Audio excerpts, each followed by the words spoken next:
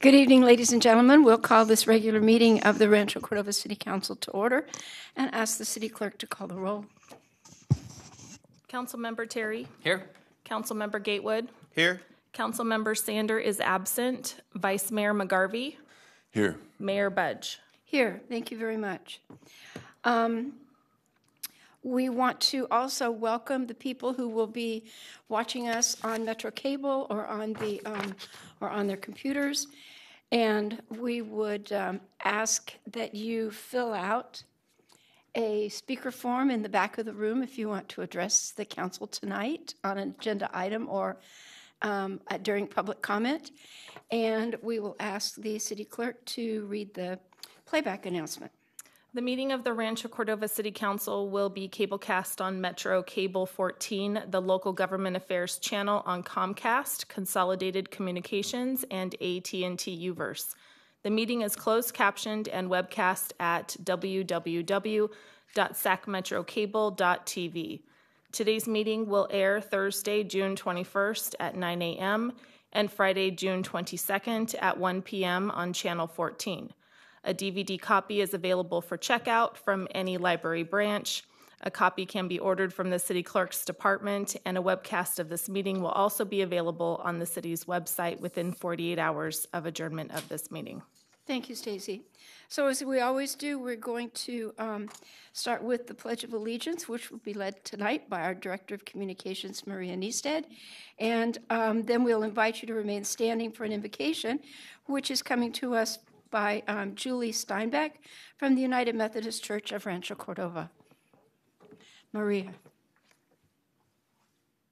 I pledge allegiance to the flag of the United States of America and to the republic for which it stands, one nation under God, indivisible, with liberty and justice for all. Julie, welcome. Let us pray. Almighty Father, we are gathered here this evening to make the city of Rancho Cordova a great place to live and play. Guide us in making thoughtful, honorable decisions for the citizens of this community. Help us set the example of what a city should be by our compassion and understanding of our community members. In a world of chaos, let us be the bright light in the storm. We ask you to bless us and support us in this mission. In your name we pray. Amen. Julie, thank you so much.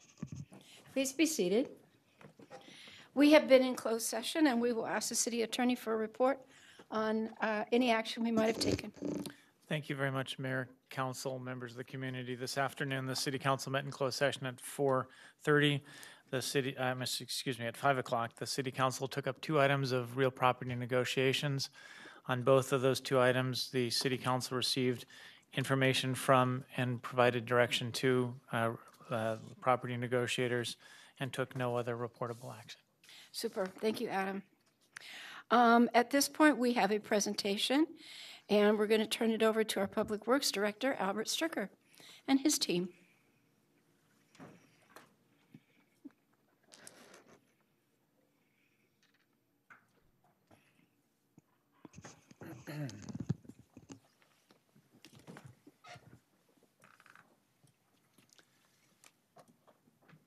Good evening, Mayor Budge and council members. Albert Stricker with the Public Works Department. And this evening we'll be providing an update to council on 2018 infrastructure projects, of which there are many. Some of the projects we're going to be identifying are projects that are being constructed along with development on the Douglas, Rancho Cordova Parkway, and Chrysanthi corridors, as well as numerous projects in the north of our city that all of these making better connections, beautifying, increasing safety, and paving the way for the future. And to give us more information on the Douglas corridor, I'd like to introduce Tamim Samimi with the Public Works Department. Good evening, Mayor Budge, City Council members. As Albert mentioned, there is a lot of new construction going on in the Douglas Sunrise Corridor. The first project I will be highlighting is the Douglas Road Phase 3 widening. Can we confirm your microphone's on? Can you hear me now? Yeah.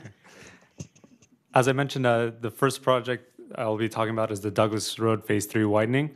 As you may know, it is currently closed, and the result of that construction will be 2 eastbound and 1 westbound lane, 2 traffic signals, landscape median, and sidewalk on the south side. The second construction project is Douglas Road Phase 2 widening. This will result in 2 eastbound and 2 westbound lanes, 4 traffic signals, landscape median, and sidewalk on the south side. The third project I'll be speaking to is the Rancho Cordova Parkway extension, which we've all been waiting for a very long time. This will result into 1 northbound and 1 southbound lane, median and 6-foot shoulders. The next project I'll be talking about is Crisanti Boulevard extension. Crisanti Boulevard will be extended from its current terminus to Rancho Cordova Parkway, resulting in 2 eastbound and 1 westbound lane and landscape medians. With these projects, we will be increasing our connectivity in our Douglas Sunrise network. We will be beautifying our roadways, increasing safety for our existing residents and our future residents, and the approximate value on these projects are about $15 million. With that, I'll be handing it off to Chris Boyer. Just a question, is that 5 extra lights that are going in? We have one at Sunrise and one at Grant Line already, so. Correct. So this will be 6 additional. Yeah, okay. Also a question when you're done about this, I want to ask about the Rancho Cordova Parkway. Go ahead and go on those. So. Sure. Would you like to ask that question right now? We're going to switch over to some of the capital improvement projects throughout the city. Go ahead, Bob. Go ahead. Yeah. Go ahead and ask. Okay. We had problems getting through the Rancho Cordova Parkway. I know that Albert was talking to the power lines and the phone lines and like that along that way to get through. Is that, I'm assuming, been taken care of then finally after negotiating with the phone company or whoever else you had to talk to? Correct. Those poles will be moved out of the right-of-way and will be undergrounded. Okay, now there's a lot of people waiting to get that done all the way up to Douglas anyway. So that'll make it a lot easier for some people that live there. Absolutely. We talk with residents on the phone who give us their concerns all the time, and we're really happy to see this project move forward. Very good. Thank you. I'm glad to hear that. I like the underground part. That's right. Okay, Chris. So I'm Chris Boyer. I'm with the Public Works Department, and I deal with more of the capital improvement projects. I'm going to give you some updates on what we're doing throughout the city. First things first, we want to talk about some of the construction projects that we've completed this year. This is the Traffic Management Center project. We've been able to install 20 miles of fiber optics, upgraded over 80 traffic controllers. We've added 40 new cameras, and all of this so we can put in connections throughout the city. We have connections to the Rancho Cordova Police Department now. We have connections to the Sacramento County Traffic Management Center for data sharing. We have all of this network and this new fiber optic in there to give us better response times to accidents and to some of the other traffic issues that we may concerns. Real-time information, we can make changes on the fly now. It's a very, very important aspect for our city to be able to upgrade all of our network to that. And so now it's going to help our residents be able to get through the city better, help reduce congestion, and also help us for the future projects that we may want to do now that we have all this fiber optic throughout the city. So there's a lot of new things that we can do in the city. Another project is the 2018 ADA Sidewalk Improvement Project. Okay, so let me ask you a question about that one. Number one, can we get a copy of your graphic that you just showed? And Of course. could we get communications to put that on the city website or on your page on the city website or something so people can see the improvements? And there's a difference between the federal grant and the project cost of a little somewhere around $2 million. Did that come from community enhancement or local things like Measure A or a combination of all of the above? Most of it came from Measure A dollars, and that difference between the two values, yes. Okay, super. Yeah, so a copy of that PowerPoint after the meeting tonight would be nice. Yeah, that would be terrific. No Thank you. problem. Okay. So our second project that we completed this year is the 2018 ADA sidewalk project. Don't try and read all the name locations. It's a very small thing because we installed a lot of different improvements throughout the city, and you just get to see the graphic of how many locations there really were. We did many upgrades to repair broken curb and gutter and sidewalk throughout this whole neighborhood. That's improved the ADA routes and really fixed that, make better connections for those residents in the neighborhood. That also just cleaned up, really prettied up the area to get rid of that cracked and broken slightly sidewalk issues. We had the CDBG funds, a grant total of $180,000 that helped supplement the $230,000 project total. Another project that we completed this year is the Stone Creek Pedestrian Signals Project. As you're familiar with the Stone Creek area, we have a bike trail that runs through there, but there's two big gaps. We have these crossings here, and what would happen is the residents would have to go down the street, cross over technically to make it safe. This is what they're supposed to do, and then come back and get back on the trail. Didn't happen. So we ended up taking that and adding in 2 new pedestrian signals with crossings. So it created a safer, better connection and the safer for the residents as they were able to cross now without any interference with the traffic. So it's a much better, now we have this nice network of for the Stone Creek community that makes it a lot easier for them. Well, you can see people use it now, and part of what was so cool about it is your bottom left-hand corner photograph here. The fact that where the trails, the two trails were offset, and so they needed to align, and you corrected that, and that in itself was a tremendous asset. So thank you.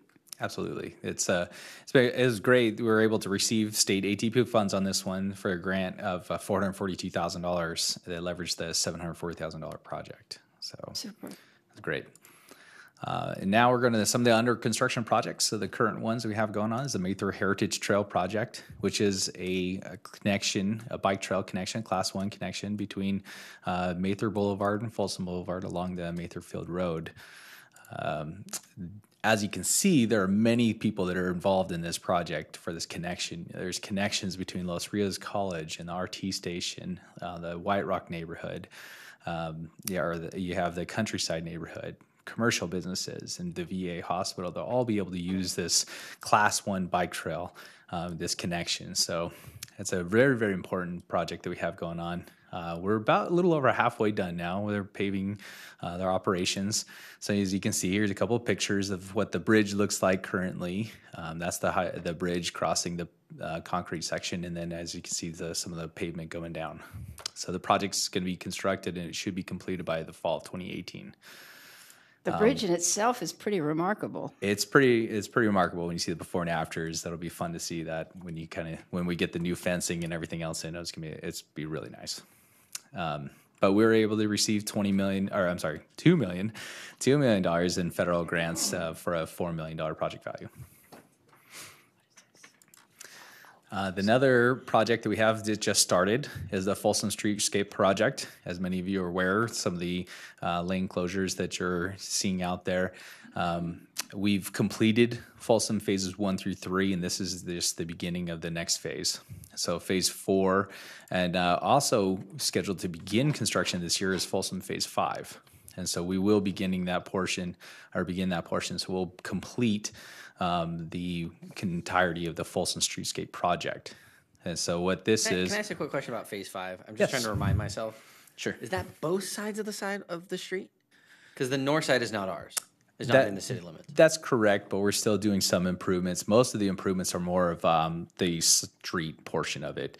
We've been working with the county as far as sharing operations with that, and at the intersections, the sidewalk and portions like that are not as involved. We're working with the county. If they want to do any extras, they're going to be helping and paying for those portions.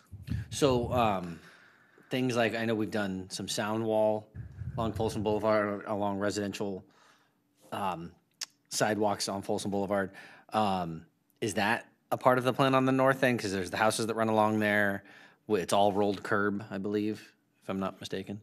Any of that things that are on the table, or those are just they're not included with our project. We don't have the funding to do all of that. If the county wanted to, it does have they do have CMU walls, but as far as how much sound attenuation is with it, I'm not sure. But that's concrete walls and stuff out there, is it? It's not. Some of that's wood, isn't it? So it was when the neighborhood, that's where I lived. So when the neighborhood was originally built, it was all wooden fences. They started construction in '69 on that east end. And then the neighborhood was finished to the west end by '74. So as people have lived in there for the last almost 40 years now, a lot of them have replaced their wooden fence with a masonry wall. Chris has a good point. It's basically replacing a 6-foot good neighbor fence with a 6-foot masonry wall, as opposed to what might be required if you had done psychoanalysis or something. And they have their sidewalk because when a good friend of Rancho Cordova's, whom everybody knows, if I told you who it was, had her first baby in a stroller, they couldn't get to the library, and so she appealed to Toby Johnson, and he had the county install the sidewalk. But you're right, nothing's been done to it since then. But Supervisor Natoli says that they've been inspired by what we've been doing, and they hope to break ground within the next year on improvements similar to ours, and then go to the west towards Watt Avenue with them. It would be nice if there was a way to make that what we're going to do more uniform to what the other side of that street's going to look like, even if it's not technically in the city. But the migratory paths in there to the library and everything else really scream for us to try to do something. And if that means we need to talk to Don or somebody else to try to get that to happen, but it really should at the same time. Because if not, it's going to look a lot different from one side of the street to the other. Well, it will, but we do want to take care of our migratory path. I think in a broader For lack sense, of a better word, that was bad. just a point that I would like to add, that we have been in discussions with the county. The county has received some funding for the portion just west of Bradshaw, and they're going to take it all the way to, I think their goal is to take it all the way to Watt Avenue. But that as part of that project, we could still ask them to see if there's anything we can do on this portion. 1,000 feet or so? Okay. Yeah, I know this comes up every once in a while, and I always kind of have that same question. Remind me what we're planning on doing, because it would be really great if we could do more than I think the last time I've heard that plan. So that's great. Thank you. Yeah, the south side is definitely doing more than we've done, and it's continuation of the Folsom 4 section with the 10-foot shared use bicycle path in that area as well. So it's going to be very, very nice wherever we can. Thank you. Of course. This one, for both projects, we've received $7 million in federal grants, and for both projects, it's about a $14.5 million valuation. So this is just some of the before and afters of really what is beautifying what we're doing out there. This is before and afters of Folsom 3, and you can see just the great difference of what it makes. Really what this project is doing, the safety concerns that we've had over the years and what it's done for the areas, and this is over by McKinney High. And you can see just how important this project really is for the community. Another project that we have under construction, or starting construction this year, is the Rod Boda Routier Bikeway project. This project is our barrier-separated bike trail. It's a connection from Old Placerville up to Folsom Boulevard, and from Folsom Boulevard to Rod Beaudry. And this is just a little rendition of what it's going to look like to give you an idea of what the raised barriers will kind of look like and give you look and feel for that portion. But this is another really important connection. This goes directly to the American River. We get this wonderful connection for all these neighborhoods in the south of 50 section to get over there. And so it's a great bike connection that we have. Again, and the kind of same theme that you're seeing through here, the bicycle connections that we'll be able to make, increasing those abilities to get to and from these major locations. So Routier actually goes over 50. Yes. Instead of like Kilgore going under, but instead of being at grade. So the bridge is kind of narrow. Do you simply narrow the travel way in order to add these separated bike lanes? So we're using a lot of the shoulder area, and we're using, so for on the on-street portion, we're able to utilize that and still create that with that barrier there and still create the same, 11, 10, or 12-foot lanes that were typical out in that location. So with that, yeah, it's not as wide in some locations as we're going to have it. Some of the areas will be up to 10 feet wide. Just we're working within the existing right-of-way or the existing footprint that we have in this situation. Okay. So yes, we'll be able to do it. Just to be a little more constrained as the other locations. Thank you. Sure. So the project's scheduled to begin construction this fall, and so it'll kick into gear once funding is approved. And we have a federal grant that we've been able to receive of $1.8 million that will supplement the $3.2 million overall project. And the next project we have is a neighborhood transportation or traffic management project, so the NTMP project for this year. We have, as you can see, a very, very large one as relative to previous years. The interesting part, you can see throughout the entire city, all the different locations where residents have expressed issues or concerns, and they've voted on, and we've approved these locations to help slow vehicles down, which will increase the safety in these neighborhoods, and then also create these better pedestrian connections throughout this area. The project's beginning this summer. We're scheduled to begin this summer. And as well as we have community enhancement funds in the total of $229,000, which is the reason why we're able to do as much as we are this year. So it's very important to see the note that we exhausted all of the ones that we had on the current list, so there was no backlog any further. So, which is great. With this project, we're able to do that. So these aren't the backlog lists. This isn't the backlog list? Or this is everything that we had to date at the time. So you had stuff that you were planning on doing, then this cleared out those. So that's what's on this list is Yes. representative of that. Okay. Yeah, so using the community enhancement funds, we're able to do that. So it was great that we could do that for the residents. Super. So the next project is the Zinfandel Complex project right here in our backyard.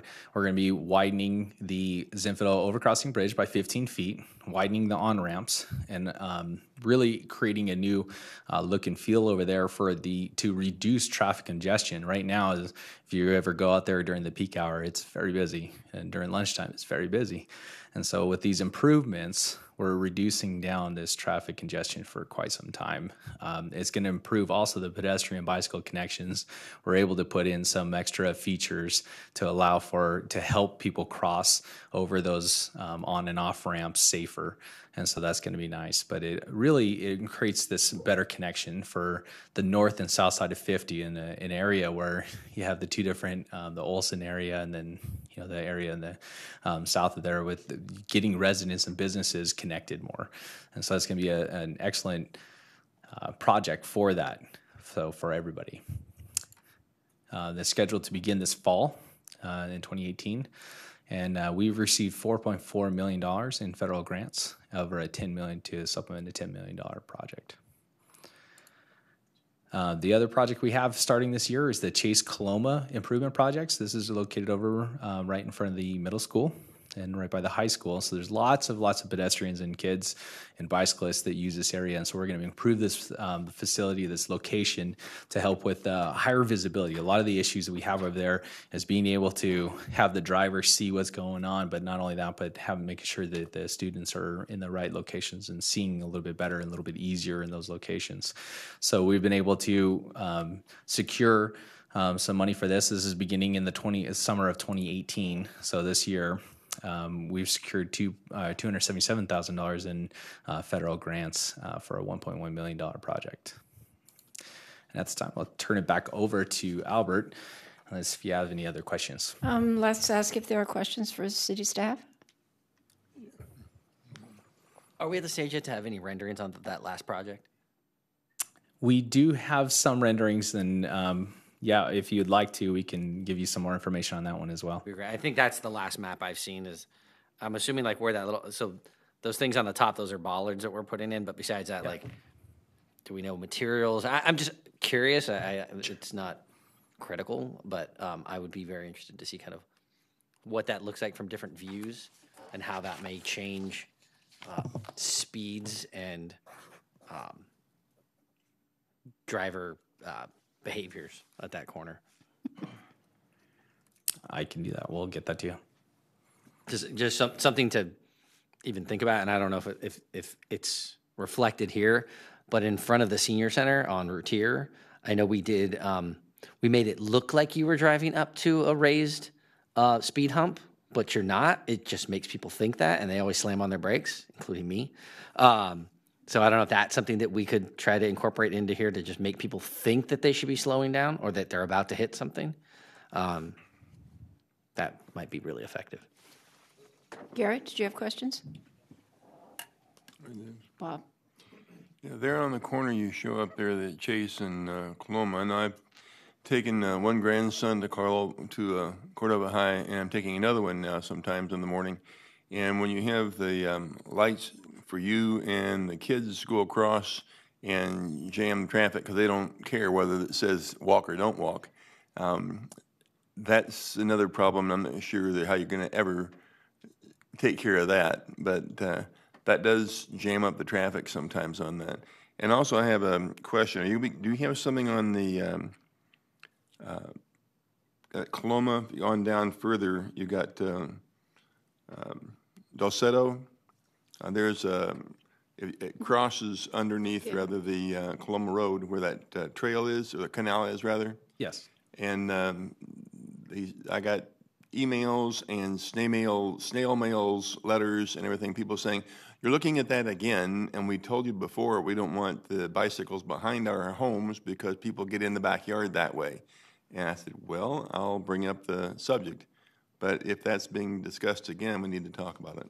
One of the things we're looking at doing that's going into next year, we've received federal funds for, is to install sidewalk in those locations along Dulceto and Malaga and the frontage. So that is a project that's going forward. So we are looking at those connections over there. So we can definitely make sure we reach out to those residents and see if they have any issues.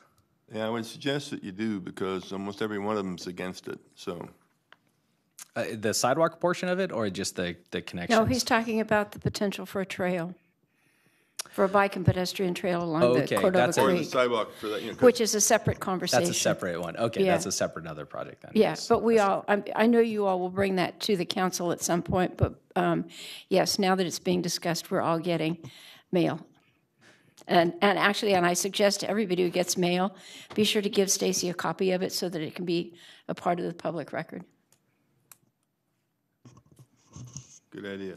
Thank you. Okay. And just wrapping up, Tamim and Chris identified many projects throughout the city that are beautifying the city, increasing safety, and creating new connections. Just to summarize the investment that the city is making along the Douglas corridor, $15 million is being invested. The city has successfully received $13 million in federal grants that the city is using to leverage $24 million in the projects that Chris spoke about. And we're queuing up, so this is a significant investment in city infrastructure this year. And we already have queued up for 2019, approaching another $20 million for next year. Super. Any additional questions? Okay. Guys, thank you all so much. This is very exciting. It's great to hear there's no more backlog. Okay. We will move into public comment. Citizens wishing to address the council for any item not on the agenda may do so at this time, and hopefully you have completed and turned in your speaker cards to the city clerk. We'd be happy to have you take 3 minutes and tell us what's on your mind. Just remember that if it's not on the agenda, the city council cannot discuss it or take action on it, but we would be happy to refer you to appropriate staff or to schedule something on a future agenda if that's necessary. Do we have any speaker cards tonight? No, I do not. Okay. Does anybody have some last-minute thoughts about something they want to say? Okay. Then we'll go into council comments on what you've all been up to. Should I just go? Your turn. Okay. So I will be as brief as I can, but I just want to start off by thanking staff for the infrastructure and roads update. Just remind folks that we're concerned about us not spending as much money as they may have liked on roads in Measure H, that was one of the last slides, was clearing out the backlog of all of those traffic mitigation proposals or projects that had been approved. We just hadn't funded them. And so those are all gone. And so actually probably freed up time. If anybody else wants speed bumps, this is the time to ask, because there's no waiting list. There is a process, and you should check with Albert over there about how to do that.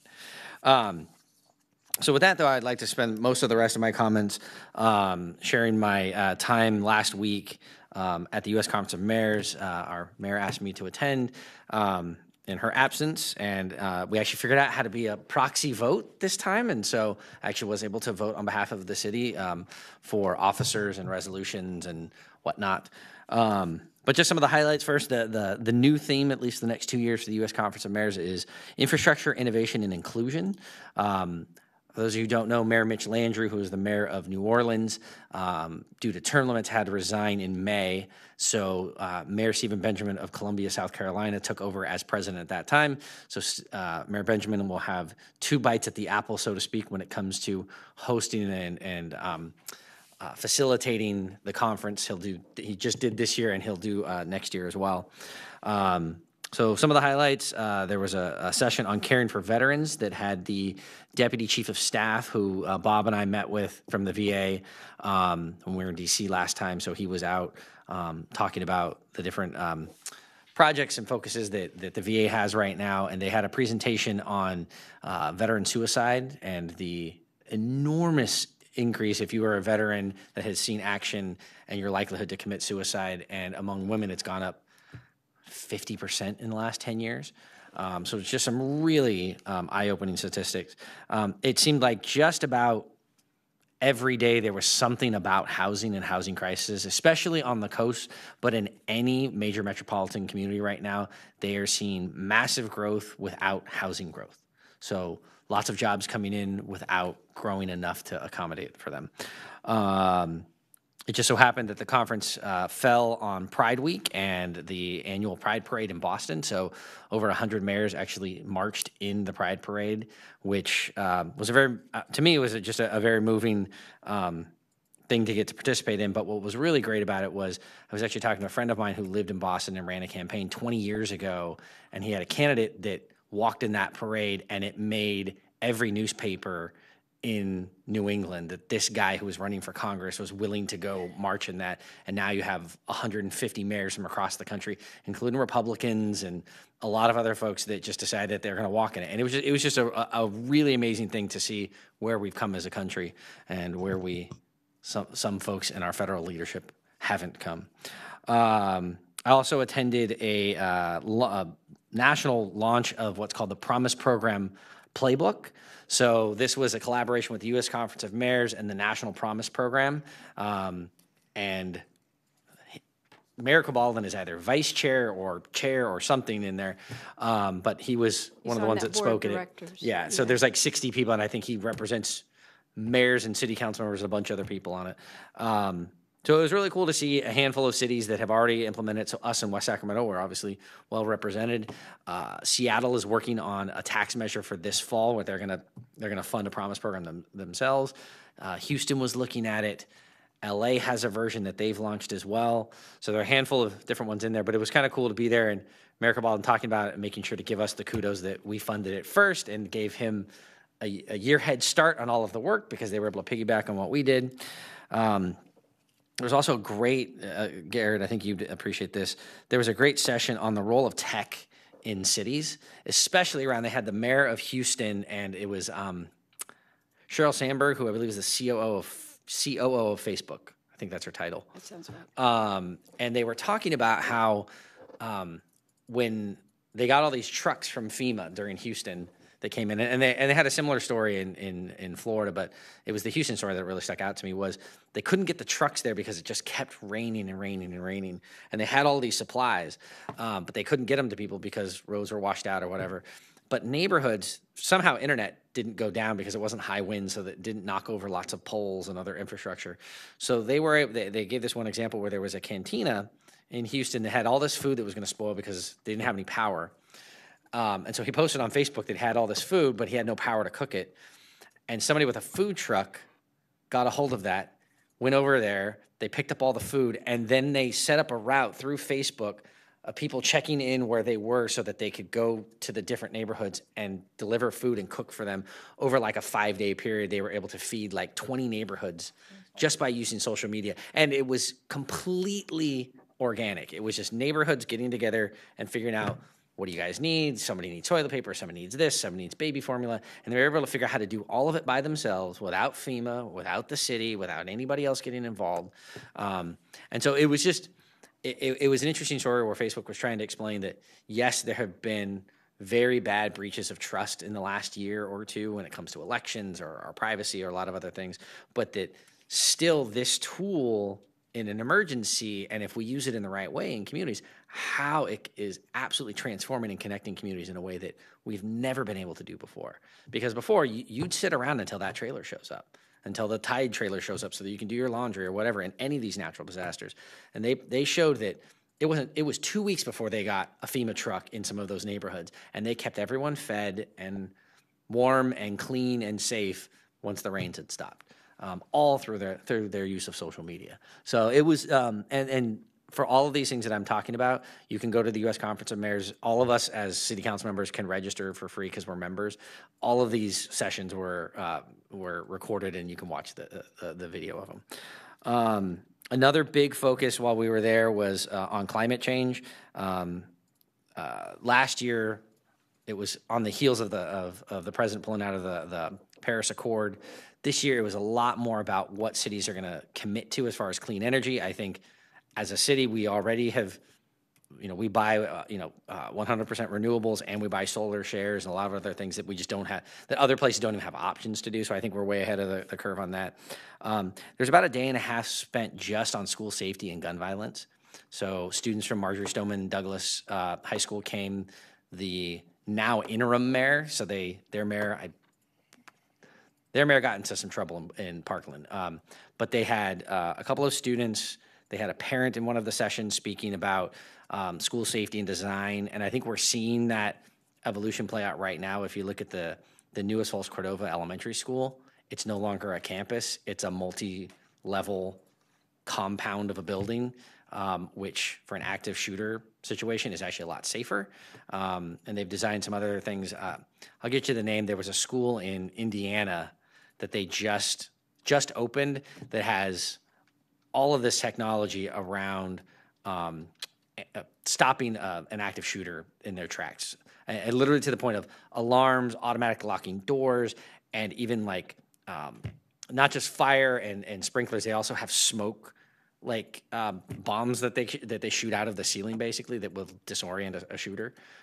So I don't know where that fits in the grander scheme of things of designing schools, but I can tell you as a former school board member, for our growing school districts and the areas that are growing in our community, get ready to not see as many campus-styled multi-buildings with big fields in the middle or a campus feel like we used to have. A lot more of these schools are going to be designed based on the kinds of things that have happened over the last 10 years. Let's see. AARP, I attended the seniors. It was mostly focused on senior scam and senior fraud prevention. It was interesting. A lot of mayors were asking about how they could get funding, and I would just throw out, if anyone's interested in working on that, my nonprofit, obviously we can't contract with the city, but one of the biggest struggles that financial literacy providers and fraud counselors for seniors, the biggest problem that organizations like that have are finding seniors that are willing to listen to them. There's funding all over the place to help seniors and to prevent fraud. The problem is finding seniors that are willing to listen to you so that you can say, we help this many people, so fund us this much next year. That was a big question during that time, and I shared my contact info with a lot of mayors about how they could work with their local communities to do that. And again, in honor of representing Mayor Budge, I attended the Women Mayors Leadership Alliance meeting, which there was about a third of men were in there anyways, and the keynote speaker was Senator Elizabeth Warren, and she gave a really amazing speech on childcare and how during her life there were really two instances in her career where if she hadn't figured out how to potty train her 2-year-old in 4 days, she wouldn't have been able to start law school. Because that was the only daycare that she could get her daughter into, and she was not potty trained, and she had to figure out how to do that, or she would lose the spot. And then later on, she was going to drop out, or she was going to quit her job as a teacher so that she could finish law school in time. And her aunt had to move in with her and live with her for the next 16 years just so that she could go through law school, practice law, and to do all of that. And they talked about how those types of instances and situations are the kinds of things that derail women far more often than they do men in getting to their ultimate career trajectory. And so it was a very moving speech. And then lastly, I think I already told you, Mayor Benjamin will be he's the president of the Conference of Mayors. But Mayor Fisher, who most of us know is another Simon and Company client, Mayor Fisher from Louisville, he was elected second vice president. So he will be he'll be president in 2 years. And then Lynn, I'm not sure if you knew, Pauline Cutter from San Leandro is the chair of the Women's Alliance. Right. So that she was the one that actually put together getting Senator Warren to attend.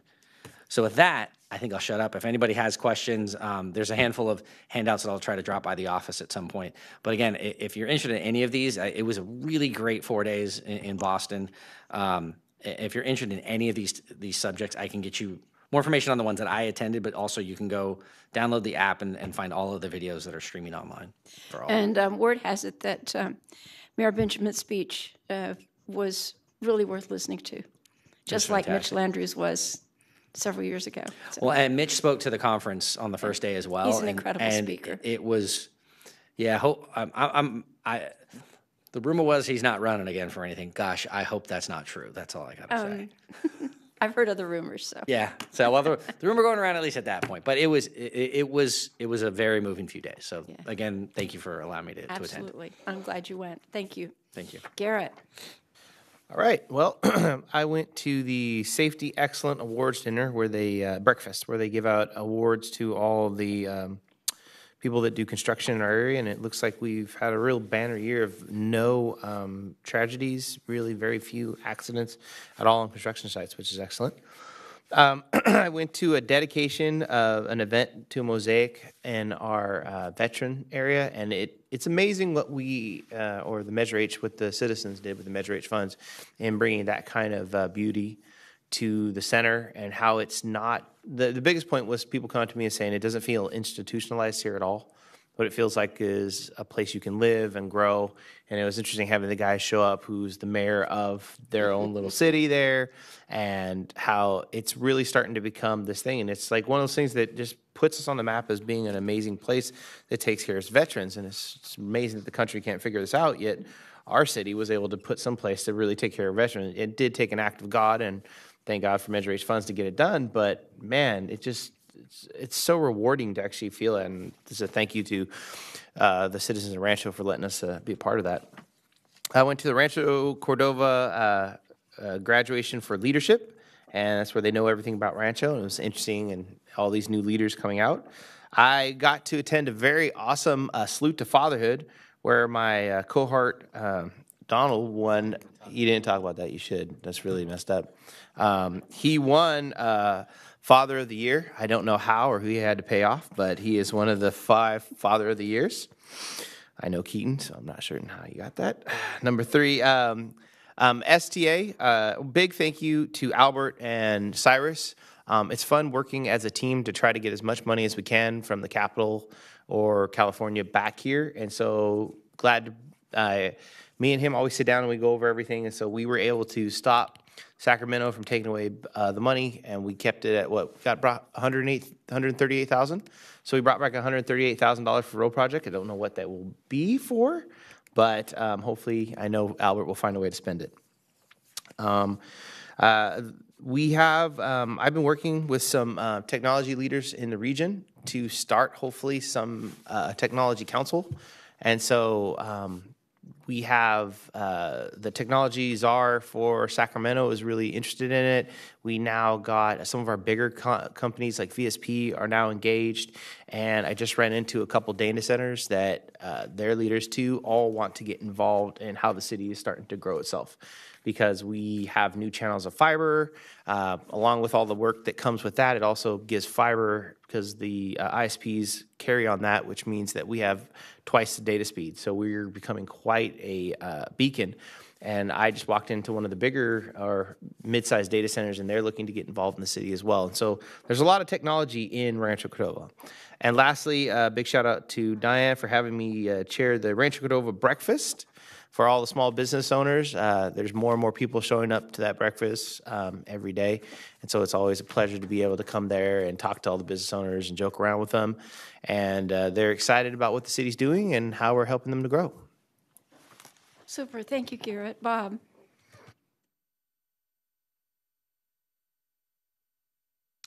Yeah,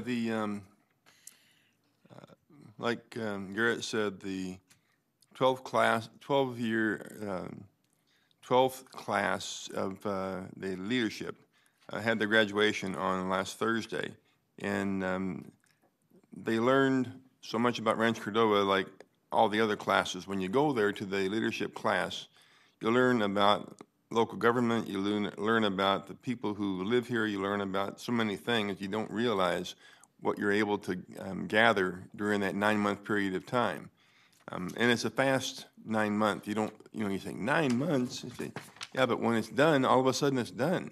And he said, wow, I know in my class we did the iFest and started that. That was our goal. Well, most of the people that are involved in the Class 2 are no longer leaders in that iFest, but it was enough to bring others in to do the leadership on that also. So you are leading others into leadership just by seeing what you've done. So it's everything that they do on that. I know Class 3 did the movies on Friday night in the park. You have all kinds of things that you learn and do, and it's extended way past what you've done. And that's one of the really nice things about that. In case you happen to notice, if you're walking in the American River Parkway today, the Mosquito Vector Control Board is doing ground spraying along the American River Parkway, just about from Sunrise all the way to Watt Avenue. But it's not air spraying, it's ground spraying on that. And there aren't too many problems they've had in Rancho Cordova, but they want to make sure it stays that way. So they're going through that right now. And I'm probably pretty done right now because they have to have the light, of course. But they're doing a very good job on that. And I'll be going to the Mosquito Vector Control Board meeting tomorrow. We'll be passing the budget. Right now there's a budget for everybody, and everybody's busy on those. But that's a good part of it. And just one more thing, for all those who didn't get it, maybe if you're a father, happy Father's Day. Thank you, Bob. So several of us attended the Pro Youth graduation. This is our group of young people who have been working at City Hall for several months, and we got to enjoy a mock City Council meeting, and they came up with some very impressive ideas for proposals that the city should entertain, and I have asked them to please work with Stacy to get on the council agenda to talk about all three of these projects, because at least two of them have very strong possibilities. It's something that this council would like to consider doing. There was a Saturday morning that everything was happening, and so we started off at the Northern California Construction Trading Center graduation. These are people, this is an organization started several years ago by one of the gentlemen who had been head of the local building trades unions and another person. And it has absolutely expanded to where this was their largest graduating class, and I believe they had 200 and 258 or 283 graduates. It was a very large number. And they're teaching them in all aspects of construction, everything from carpentry to plumbing to electrical. I don't think they teach sheet metal because we have a lot of other colleges that do that, but it was really very rewarding. A lot of people who had very challenging backgrounds, and important to see them come away with a skill that's not only good for themselves and their family personally, but good for their community. And I told them that from my perspective, this is one of the greatest things about working in the construction or planning or engineering fields, the fact that you can point to a road that you designed, or a building that you permitted, or a street that you remodeled, or something like that. It's really truly community building, and that sense of pride is something that you'll retain all your life long. Went immediately over there to the drone zone, which was a new offering by the California Capitol Air Show, and learned that drones have all sorts of applications. They're not just for fun, and they're not just for the military or law enforcement, and watched an absolutely fascinating demonstration by an engineer at Tykert on how to do land surveying with a drone. And he used as his example Douglas 108 or 98 or whatever it is that's under construction out there, and he showed with their mapping techniques all of the different. It's like dividing it into individual little sections, and then taking the elevation of those sections, and ultimately they end up with a map that is coded where red is are the sections they need to borrow land from, and blue are the sections where they need to deposit that land in order to balance out the dirt. And it was absolutely fascinating. If you think I was fascinated, guys, I was really fascinated. That one was just plain fun. Being married to a husband who's an engineer, and I know how to hold up my end of the survey pole, and this is far different, surveying from the air. I was just really floored. Garrett is absolutely right. The morning that we spent over at Mather Veterans Village celebrating Robin Moyer's murals on their big concrete planters was terrific, and the murals are just marvelous. Each one of them has an individual meaning, and of course the people who live there are fondest most of, first of all, the one with the flag motif, and secondly, the one with all the different service symbols on it, and then everybody has their own favorite or the one that didn't really speak to them.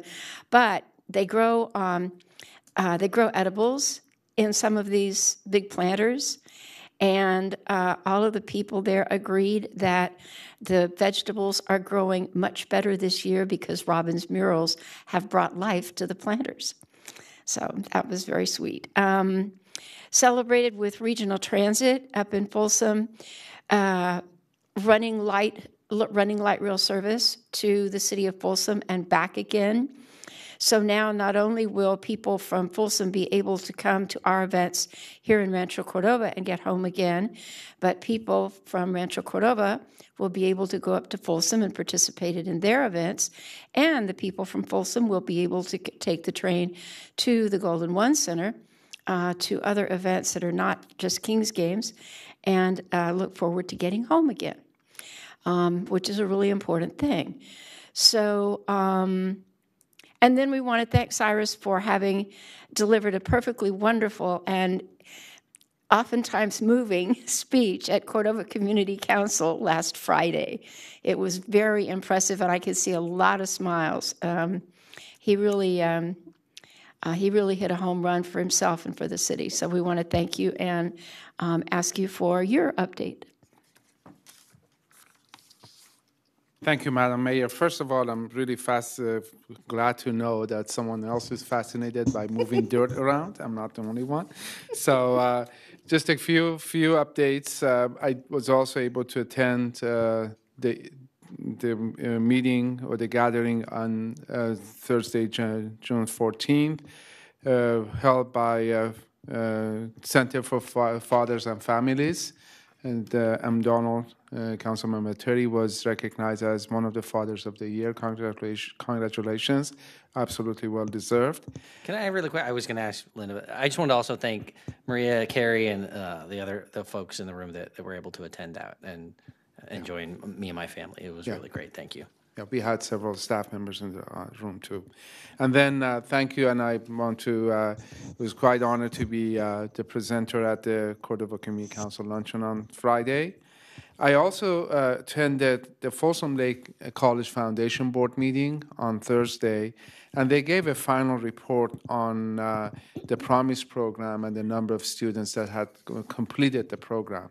And the numbers I got was about 110 students, and of that 110 students, 74% of them did come from Cordova High School, and the rest came through from other schools, but all Rancho Cordova residents.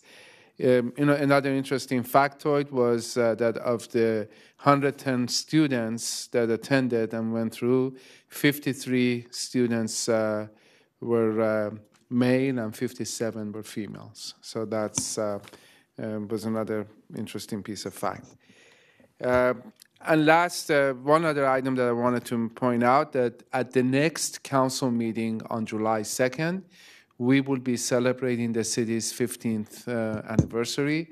So I would like to invite the audience and those who are viewing this on their TV to please plan to attend. We will have a celebration. We will have cake on that day after the council meeting.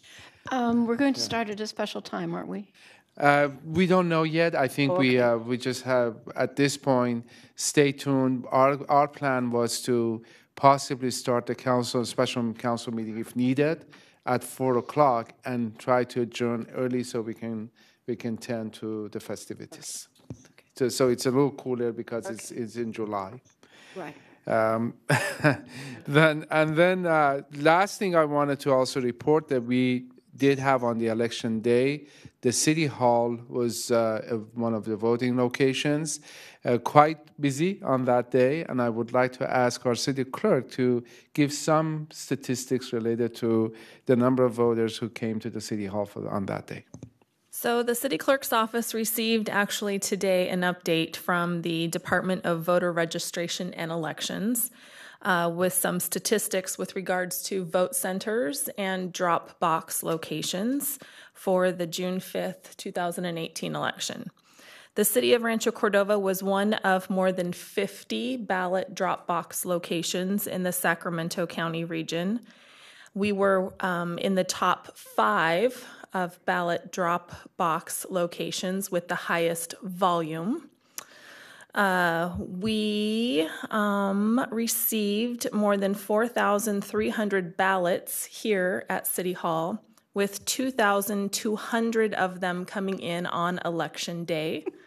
So if you were here at City Hall on Election Day, you saw lots of individuals and registered voters coming in with their pink envelopes. And within the city of Rancho Cordova, there were 3 vote centers that were also available to voters. And within these vote centers, there were more than 3,000 voters that visited those vote centers. The city of Rancho Cordova is working with the Registrar of Voters to make sure that we are a vote center for the election in November here at City Hall. Great. That's wonderful, Stacy. We I have a knew, question. we knew it was a huge number. You were here, weren't you, after 5 o'clock when our doors closed to at least direct people where else they can bring them off? Because we were closed, right? We were closed at 5 o'clock, so there was some confusion this year with regards to the election. The Sacramento County Registrar of Voters is doing something a little bit different with regards to vote centers. Everyone received a ballot this year by mail, which was different than in years past. And there was some confusion. And so many people thought that we were open until 8 o'clock. So our staff stood outside until 8 o'clock, providing directions of where they could go to place their ballot, since our ballot drop box location closed at 5 o'clock. So And you're right. That was one of the confusing things that they need to work through. Talking with the library authority director, Rivka Sass, today about the same thing, because they had the same problem at the downtown library and some of their other libraries. And the one thing that is also crystal clear to all of us is that those of us who have either vote centers or Dropbox locations within large employment centers, the county needs to be prepared to provide additional staffing, because we're the ones. I know we all saw people walking across the street, dropping by on their way to work or the way going home from work or whatever. And so the county needs to be prepared to handle that better, too. Yes, and so kudos to Deputy City Clerk Kelly Carr, who stood outside until 8 o'clock. God bless her. Seriously. Well, and here's the biggest problem that I see from all that. And seriously, she was very nice about it and stood there the whole time. But what happened to the people that got there at 7:59 thinking they just made it and know that they're going to close out? I don't know if KP or the county was able to do something to let them stay open for 20 minutes later so that they could get them. But more education out of the county clerk's office about how this is working. And again, it would be great if we could find a location within City Hall and stay open and be a voting center this coming fall. I would really love to see that. But this air really fell on the county, because I don't know who else did, but I texted Stacy as soon as I saw that she was standing out there. The county came and got the ballots and the box and the bag and left at 5. Everything I mean, at there 5 was o'clock. nothing for us to do. Right. And so many people showed up going, well, and to your point, if you work over here, oh, well, I'll do it on the last day. One thing I didn't talk about at the U.S. Conference of Mayors was the Democratic Mayors meeting, where they talked about voter turnout and the differences from states that have early voting and all these other things. And I was sitting next to the mayor of Portland as we talked this through. Oregon. Yeah, Portland, Oregon. And Oregon has exactly this system, basically. They've had a vote by mail for 10 years now, 15 years, I think. And so a lot of the things that we were talking about, this is old hand for them, where a handful, like 10% of voters vote up front in this model, and then 90% of people vote in the last 5 days. And you get 30 or 40% vote now is just dropping them off on the day of election. And so all of those things that he was talking about that they've been practicing have been playing out. So if at some point we ever wanted to talk about how we execute that better here, either with the county or with us, venturing up to Oregon may be a really good idea, considering what we just kind of went through in the county. And we were one of 5 counties that did this, I think, Yeah. 6. 5. So there was some. It's just a handful of counties that chose to do this, and we never want to do what San Francisco is Yeah. doing right now with Well, Rancho. the real advantage was that the voter turnout here, the percentage of voter turnout here was higher than it had been before. Yeah. And so, we understand that there's a lot of people who just flat out want to go to the fire station and visit with the people and turn in the ballot there, and I would have been one of those. But the ultimate goal was to increase voter turnout, and this obviously did that. And so we every have to study applaud they said that people there. they'll have that count statewide. Yeah. For these counties comparatively to some of the other ones, like by next week, and they actually believe that it's up significantly. Yeah. From the midterm. Yeah. The midterm primary last From a time. typical midterm primary. Yeah. So I mean, it's working. It's just there's some kinks to work out, and one of them is hopefully we can stay up until 8, but if not, there needs to be better on the front end so that we don't have poor staff standing out there trying to send them over to. Okay. KP. Thank you, everyone. All right. Thanks, Stacy. We appreciate the information. Actually, Cyrus, in terms of the Promise Program statistics, one thing that we talked about the day they did the summit here, where the lady from D.C. Came out that we all met, was how many of the people that went to the first year on the Promise Program continued to enroll to go back a second year, whether or not they had any financial assistance. And that would be an interesting thing to know. Okay, so we're moving on to our consent calendar.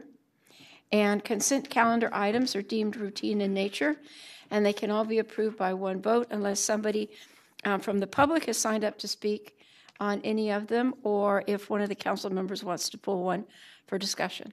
So we don't have anybody signed up. No, we do not. Anybody, anything to discuss? Seeing none, move the calendar. Thank you. Second. Thank you. Call the roll, please, Stacy. Councilmember Terry. Aye. Councilmember Gatewood. Aye. Councilmember Sander is absent. Vice Mayor McGarvey. Here. Mayor Budge. Yes, thank you very much. Motion carries. We have no consent public hearing items, and so we'll move on to public hearing items. And so, Stacy, if you'll read that one into the record. Item number 19.1, introduction and first reading of ordinance 15-2018, an ordinance amending sections of the Rancho Cordova Municipal Code related to business regulation, bingo games and bingo parlors, health and sanitation, abandoned vehicles, zoning code, and the Folsom Boulevard specific plan. And we'll turn it over to the Planning Department. Darcy. Good evening, Mayor Budge, members of the council. This evening, we will review various municipal code amendments, as well as some amendments to the Folsom Boulevard specific plan. And then we are seeking an introduction and a waiver of the first reading of ordinance 15-2018. The first amendments that we'll go through are for chapter 4.26 bingo. Excuse me. As part of your staff report, attachment 3 shows all of the amendments that we're discussing tonight in a track change format. So it looks like there are a lot of changes that are happening to 4.26 bingo as well as 4.28 bingo parlors. A lot of those changes are because this ordinance hasn't been updated for quite a number of years. So although it looks like a lot, it's to be consistent with state law to introduce clarifying language, to update the language that's in there. So just a few of the notable changes for the bingo section is staff is proposing to increase the maximum payout from $250 per game to $500. That is consistent with state law. It's consistent with what our surrounding jurisdictions that regulate bingo games are doing. The other notable changes are currently a nonprofit organization such as the Senior Center can operate one bingo game session per week, and we are proposing to up that to 2 per week. And that will be an increase of 50% and give a little more flexibility to those entities to have a little more opportunity to have a bingo session if they wanted to 2 times a week. The other change is that we are proposing to delete the discretion by the chief of police in order to approve additional games by these nonprofit organizations. So in discussions with police and the chief, the discretion is just it leaves a lot of room for ambiguity. It's not very clear. So rather than go through a longer process of this entity can have another game and this one cannot, the code is going to be very clear that you can just have 2. Additionally, from the time that your staff report was published, there's some additional language that the chief would like to add to section 4.26075. And it's basically to add some additional language to clarify that inspections that are done at bingo parlors and their records can be done without having to obtain a search warrant. The language that's in there now implies that, but this just gives it a little more teeth. So again, in terms of the bingo parlor section, again, a lot of changes in there, but they're just to be consistent with state law to provide clarifying language. And when we brought this to the council for a discussion item, the one thing that we heard was that the council was willing to consider a maximum of 2 bingo parlors within the city for the first 2 years. So there's language that's been added into this particular section to address that. All bingo parlors would require approval of a special business license. That's in there now. That's not changing. And again, and just another change for some additional language to add that section in there about not having to obtain a search warrant. For Title VI under abandoned vehicles, staff is proposing to make changes to 2 sections. The first one would be just to provide some additional clarifying language regarding inoperative vehicles, and this language matches exactly what the DMV has in their records in terms of how a vehicle is registered when it's inoperable. We're also proposing to replace some old county code language for section 6.56160 with some city zoning language. Moving on to Title 23 and Article 1, we're proposing some minor amendments to the minor design review section. Oftentimes we get folks coming to the counter wanting to make some minor changes to their site plans, landscape plans, and they want some sort of a formal process documentation. We don't have that, so what we're going to do is add these requirements to a zoning certification, which is a process we already have in place. Most times it's over the counter, it's very minor changes, and then we can document that for them so that they have something on record. In terms of Article 3, this is our allowable use section. There's a couple different changes that are occurring here. So the first change would be to allow bingo parlors in the CMU, OPMU, and OIMU zone. These would be permitted by right. They do have to follow all the regulations in 4.28. We're proposing to add a footnote that directs them to those regulations, as well as a note so that they're fully aware that there are only 2 bingo parlors allowed within the city at any given time. The next change we're looking at is changes to winery, breweries, and distilleries from an administrative use permit to permitted by right, but additionally adding a footnote so that any facility that's over 20,000 square feet or larger would require an administrative use permit. So we're not adding them to any additional zones. We're keeping them in the zones they're currently added, but we're just clarifying what that threshold is, because right now that threshold is by the amount of gallons or barrels that they produce a year, and unfortunately there's no way for us to really track that. So this makes it much easier and cleaner for staff to interpret and for folks that want to come in to know exactly where they need to go and what permits they need to obtain. And then to an additional footnote to another portion of the code for mixed use to add that footnote about the 20,000 square foot or larger requirement.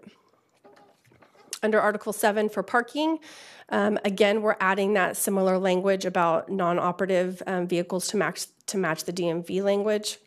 We're also deleting a reference that currently would allow these non-op vehicles to be parked in a carport. So we're eliminating that. It poses some issues if you're trying to fence in that area. Then it potentially poses egress issues for life and safety if we're fencing in a carport area. So rather than deal with those particular issues, we're just not going to allow these to be parked in a carport area. In terms of the last section, Article 11 for the municipal code, we're modifying the definition of artisanal and specialty manufacturing to delete the reference to the breweries, wineries, and distilleries, since we already do address those in a different definition. It also eliminates that gallon and barrel production. We're leaving the rest of that definition intact. And additionally, we're modifying the hours of operation so that they can stay open 1 hour later in their permitted hours of operation. That's pretty consistent across the board with what we're seeing in other jurisdictions as well. In terms of the Folsom Boulevard specific plan, what staff is proposing here, keeping in mind the vision of the specific plan and its goal to redevelop Folsom Boulevard, provide some additional new businesses within the area, but also recognizing that there may be some opportunities in the area for a potential bingo parlor. Staff is proposing to permit bingo parlors within the OIMU zone within the Folsom Boulevard specific plan, but have provided a 1,000-foot buffer from the boulevard, and I'll show you a map so you can see the parcels. So what that does is the green parcels are those parcels that would be prevented from having a bingo parlor. It's about 69 parcels, and it still leaves about 25 parcels that are zoned OIMU in this area right here and 1 parcel over here that have the potential to have a bingo parlor. Obviously, within the specific plan and elsewhere within the city, existing conditions will sort of drive where these can locate. So if somebody's looking to go into an existing space, whether or not they have adequate space and parking to meet their needs. So staff is open to, if the buffer is a little larger and you want to consider something smaller, we can definitely reduce that as well. So that is something that you can consider. Can I ask what the rationale behind the 1,000-foot buffer was? The 1,000-foot buffer is what we use for other sensitive use separations. So in trying to keep in mind the vision of the Folsom Boulevard specific plan and its intent to redevelop and want to have more commercial uses along the boulevard, staff felt that a buffer might provide the ability to have the parlors, but also preserve those areas. But we can certainly reduce that, or the council, if they wish, could completely eliminate the buffer. I mean, it's just me personally. I don't see a reason for the buffer, but I also don't see a reason why this was included in the original, except that there was a specific project that someone was concerned about it going into, which was where KP International is now. Right. So let's ask if Darcy's through with her presentation. Yeah, I'm about done. Okay, Donald, go ahead with your questions. Well, and again, if we need to finish everything too, but I would tend to think, again, I wasn't here when this was added to the Folsom Boulevard specific plan, and I've asked that question multiple times, and really it came down to, at the time y'all were discussing it, there was concern that there was the potential of this type of business going into a specific place that was close to Folsom Boulevard. I don't think we tend to have that same concern at the moment. So I don't see why we would, maybe it's 500 or 250 or something like that, but 1,000 seems like that's cutting off a lot of options for operators like this. Okay, any other questions? Garrett? Bob, any questions? Well, I wanted to talk about the 1,000-foot buffer also, because I really don't have any recollection of why. And for me personally, I have no problem. For me personally, I see bingo parlors and card rooms as being completely different from some of the other things that are included in those 7 deadly sins, or whatever you want to call them. 7? Do we actually know that? I don't know how many we've got now. Seven just seemed like a good number. Yeah. Seriously, if you think about the other things that we all completely agree are totally undesirable in town, period, but we're stuck with them, as opposed to something like this. I personally have no negative association with any of the existing bingo parlors in the county. And as a matter of fact, I knew one of the people that ran the one down at, or maybe even actually owned it for a while, down at Mayhew. So I'm not sure why we would want the 1,000-foot buffer. And that one, right, the one that you're talking about, is like 300 feet from Folsom Boulevard. Right. But also, look where, we're all hoping that the Magnolia Card Room is going to be this final salvation for the sheep herder, so that it's actually got a useful life. And when you say something like a 1,000-foot buffer, then I'm thinking, then it reminds me of that old thing that used to be on North B or something called the Georgian Card Room, like 40 years ago. And it was just a big building sitting out in the middle of the parking lot. I think some of the people in the room will remember when the area where Big Five Sporting Goods and Napa Auto Parts are now located used to be a large restaurant set back in the middle of that large parking lot, so that sort of halfway between the boulevard and the street behind it, Alicante or whatever that is, there was just this one big restaurant out in the middle, and it looked really silly. I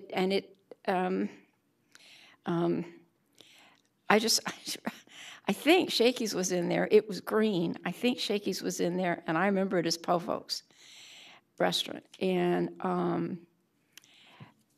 in an era when we've been trying to bring buildings up closer to the boulevard, it just doesn't seem logical to tell them they need a 1,000-foot buffer, because that's way bigger than anything else.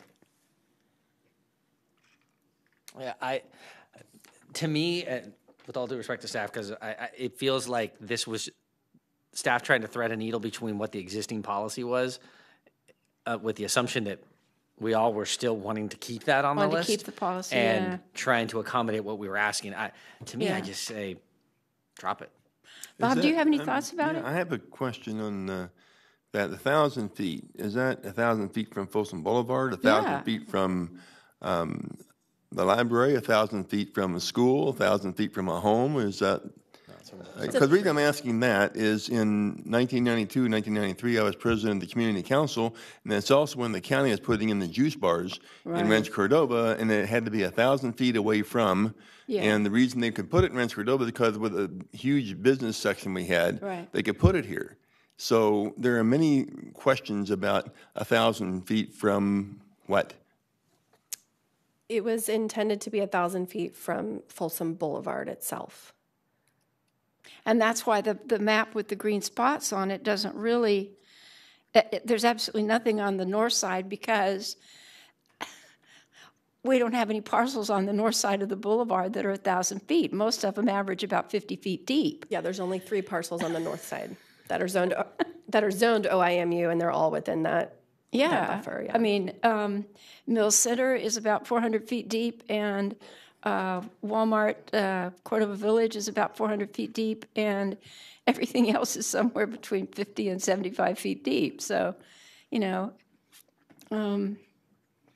it doesn't seem logical. And look, there is so little of, it's almost like exclusionary zoning because there's so little of the boulevard on the south side that's actually accessible to the boulevard because there's so much residential backed up to the railroad track.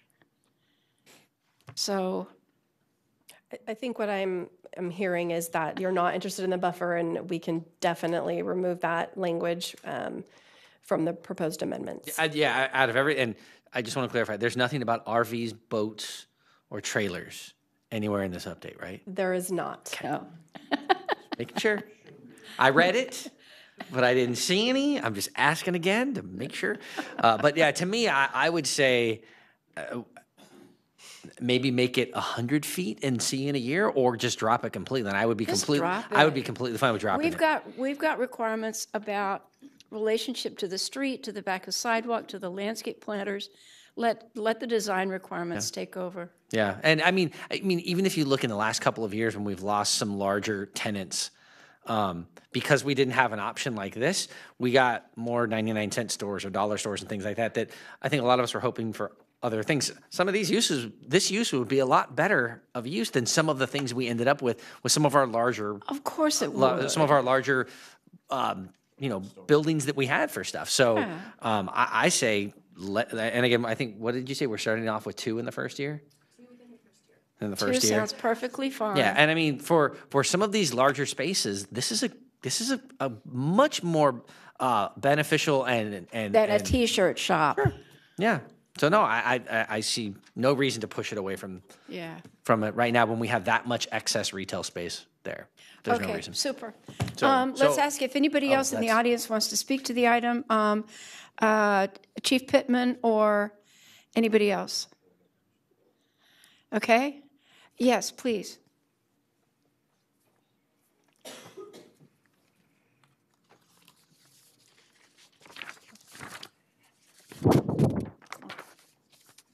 Jim, would you please introduce yourself? And you have 3 minutes. Yes, my name is Jim Tabucci. I'm the Executive Director for the Sacramento Mandarins.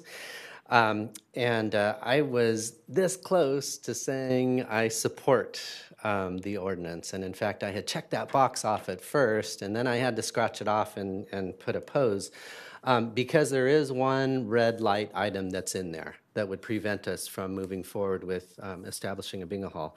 And that was the change that says 2 bingo games per week. Currently, well, that's a good point. Yes. It's a 7-day-a-week operation. Yes, exactly. So currently, we're actually permitted through Sacramento County and incorporated as 6 games per week. And the reason why is because you think of it, it's like running a business. It's like running a restaurant, and no restaurant could survive if they were only open for 2 days per week, right?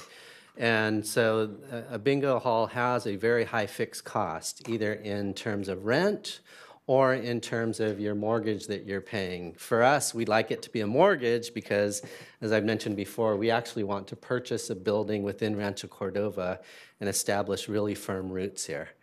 And so we have been provided with special dispensation from Sacramento County, and we would like to see that also within Rancho Cordova.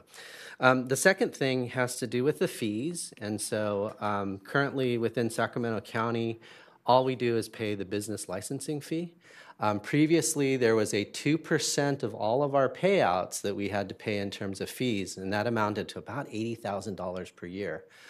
The County Board of Supervisors looked at that and they said, no, that shouldn't be, right? Instead, that money should be with the nonprofits providing programs rather than enforcement that really doesn't happen within Sacramento County.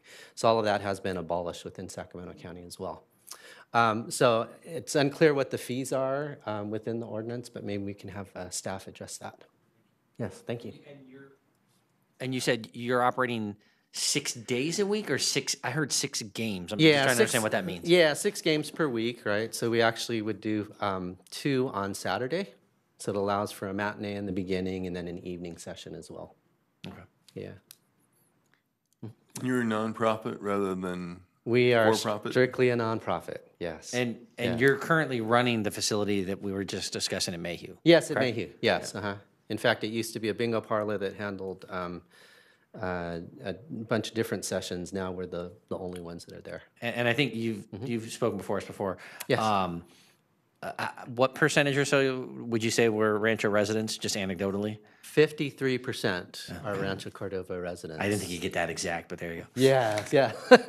And not only that, we were thinking we might even nickname it the Mandarins Senior Center, because it really is providing a service to a lot of seniors who are here.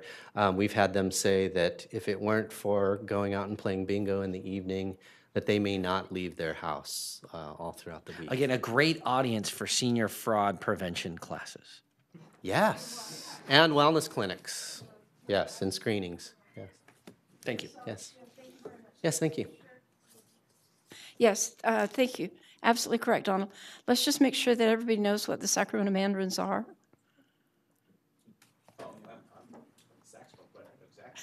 Yes, that's right. Yeah. Okay. Yeah. And by the way, we just finished our 2 band concerts. One was at Sunrise Elementary, and then the other one was at McGarvey Elementary School. Super. It's just, we will be there. Great. 150 strong. We're in the parade, yes. in the Yes, we parade. are. Yes. Yeah. Super, Jim. Thank you so much. You're welcome. And any other questions for me? No, thank Okay. you. Thank you. We're going to find out. We're going to find out. Okay, so the chief is going to join us and talk about the potential for multiple days, I assume. And then Darcy, we want to ask you some questions about fees. Okay, so reactions to the concept that this just would be open like any other business.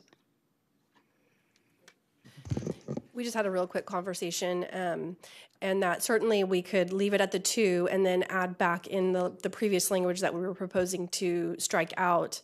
That would give the chief discretion to allow more games per week through the special business license review process.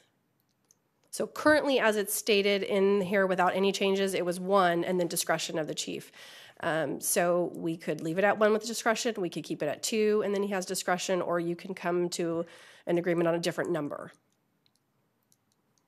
Okay, I'm always mindful of ordinances. This is a city attorney question. I'm always mindful of ordinances that could be perceived to give too much discretionary power to one individual, when in reality it should perhaps be more clear to applicants. So how do we strike a balance between having to put the burden on the personal preference of whoever is sitting in your position and take away that level of uncertainty for an applicant? Chief, I'd like you to, if you could, answer the question of the criteria, address the criteria in the code that you think would be applicable to your determination and the exercise of the discretion if we were to add it back to the ordinance. Chris Pittman, Chief of Police, Madam Mayor, council members. When we looked at this originally, we started out at the one and then had the discretion. And again, like Darcy said, we were trying to simplify it. So it took the discretion out, just like you were saying, Mayor, where the code was very clear. We discussed it just a moment ago that I personally don't see an issue with enlarging it to another number. We settled on the 2 because it expanded from what the original 1 was. Right. So we could go whatever the wishes of the council. I don't have any strong feelings either way, and I don't think Darcy does either. As a, from your experience within the sheriff's department, it would seem that this is a fairly innocuous use. Yeah, absolutely. In the past, they did have a large compliance unit that did focus on that, but that's been abolished. And right now, because track history has proven that it's been fine. And they've been going on for probably a good 30 years. Yes, that's correct. I'm sure the Mayhew Bingo Parlor is at least 30 years old. Yeah, I'm not sure how long that's been up. Yeah. Yeah, it's been a long time. Yeah. Yeah. So we have no problem or no recommendation either way. It'd be at the will of the council on that. So we'd be fine with whatever. Okay, guys? Well, I would Comments? tend to, like Jim was saying, that their intention is to purchase a building, which obviously, as we said, I think we'd rather have them as a property owner on Folsom Boulevard than a lot of the people that own right now. And so if that's what their business model is working with now in the county, I would say, let's say it's up to 6 with the discretion beyond that of staff, if there's a request for additional, but why not just start with that number? I mean, that's what we're hearing is going to work. And ultimately, if their intention to buy a building, more power to them. But again, they would still need to meet the same parking requirements and everything else that any other business would that's going to have this many people entering their facility. But I would see no reason that we wouldn't just start with what they're being allowed to do in the county at the moment. And if they want to come back and add a few more, let that be the discretion that staff can have. So, Darcy, they're going to get an AUP? No, bingo. Fine AUP? I don't even know what that is. Administrative use permit. No, they're permitted by right, but they would have to go through the special business license process. There's background checks, there's employee permits. So it's not a discretionary application that would come before you or even at a staff level review. It's all done through the chief of police. But similar to a use permit, then if the special business license said they're permitted to open 6 days a week, and there was some violation or there were some law enforcement issues that ultimately arose, then you would have the ability to go back and re-examine that license and presumably trim it down to a fewer number of days until they got the problems under control or whatever. That is correct. Okay. Yeah. Donald Garrett, do you have any comments? Oh, I don't know. We're gonna find out. Bob, what do you think? Does that work for you? Okay. So I think we're getting rid of the 1,000 feet, and then we're going to start at 6 with discretion above? Well, we're not going to specify a number. At all? We're not going to specify a number. We're going to let the police chief assign a number based on the experience level of the operator and other equivalent statistics that he would assign to that, formalize that in the special business license, and that way, if there were violations, he would have a tool in order to rein it back in. Can I ask a question to the chief? And for those of you who aren't aware, that our chief of police works in the sheriff's department and so has experience in the county. So as I ask these questions about the county, I want to make sure everyone understands why I'm asking him. How does that permitting work now for a new business like this in the county? Would a captain or the sheriff or somebody have that discretion? Is that normally how it's working right now, or is it it's 6 now, and then if they wanted more, like, how do they do this if this wasn't here? I'd have to double check and get back to you. The whole process has recently changed. We had a whole unit that was responsible for that. Okay. So, and right now the whole thing's been changed, so I'm not quite sure. Okay. I mean, it would Okay, make let's take a minute and ask a different question, though. Go ahead. Because there were 2 questions asked, and the other one had to do with fees. So would you talk about fees that they might have to pay? Sure. So right now, the approach that staff is taking after we've discussed it internally how to best handle. So they do pay their special business license fees. And then there is an additional $50 fee that is paid, which is permitted by state law, and that's actually built into this ordinance. It's been in there. We haven't changed that. But because the council's only allowing 2 within the city, police doesn't foresee this being a huge burden upon their existing resources in terms of any sort of yearly inspection that might happen at the site in terms of the overall operation of the facility and their books that they have on record.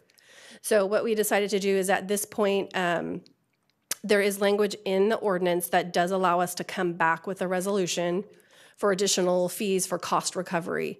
That is allowed by state law as well. So that's built in there. We're going to continue to evaluate these 2 businesses if we do happen to get to that come in. And at such time that there is a need that arises for us to come back with a resolution for cost recovery, we will do that at that time. But at this point, the overall enforcement is going to be very minimal, and the impact will be very small upon what they currently have in terms of resources. So it's built into the ordinance that we could come back for that additional cost recovery, but at this time we're not proposing to do anything above and beyond the special business license fees that are collected. Okay, super. All right. So then let's do a 5-minute recess, and police chief and planning and city attorney get together with the applicant and make sure everybody knows where we are. Could I potential applicant. We don't actually have All an right, applicant. potential applicant. Mayor, just for clarification for your benefit and the rest of the councils, as to your prior question, there are current criteria, and perhaps the chief and Darcy can talk about them in section 26055 for the issuance of the license. And Chief, I just think you should be specific in answering her question. If you were to engage in, if the suggestion here is that we would go to an automatic 6 sessions per night, per week, rather, and then you would have the authority to decrease it, Mayor, I believe you were suggesting, but there seemed to be some discussion by the council that might not be something that the chief would have discretion to. I think that being clear on whether or not there is going to be the discretion to reduce the number of sessions. And again, what we're talking about in the ordinance is a session is a 6-hour session that can. So effectively, are they asking here to be able to play 6 days per week, Right. for 6 hours, Right.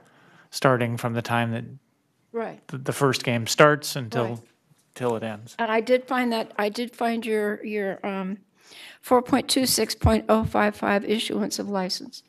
So Chief, do you have any comment about the possible exercise of discretion or building in discretions to reduce from 6 days, or would the preference of the council be that we keep it at 6 sessions, which is essentially six days of bingo play? What Darcy and I have been talking about was, like you said, Madam Mayor, originally, it would be better if we set in the code exactly what the council's wishes was as the starting point, and then there was original language in the original proposal to explain exactly what the procedures would be to add or subtract from that, and we can bring that back into the ordinance. And I think that perhaps for the benefit of the public, whenever there are a few small changes to be made based upon the council's direction, we're happy to make them on the fly and read them into the record. Here, I think we might ask for a quick break for staff to talk about whether we can actually comfortably and confidently read the precise changes that you're asking for what's in front of you. And we can clearly do that with the striking out of the 1,000-foot requirement that's in a discrete section. The issue that the chief just raised, for example, we may not be able to do on the fly, and it could tip us over the balance towards just bringing this back on consent for the next meeting. Yeah, I'm feeling like we're getting a bit into the weeds on the rules, and I think we've given enough direction to staff to maybe take another bite at this. I think I honestly believe that a handful of these were that staff were under the impression that they needed to thread the needle between the old rule and what we were trying to do.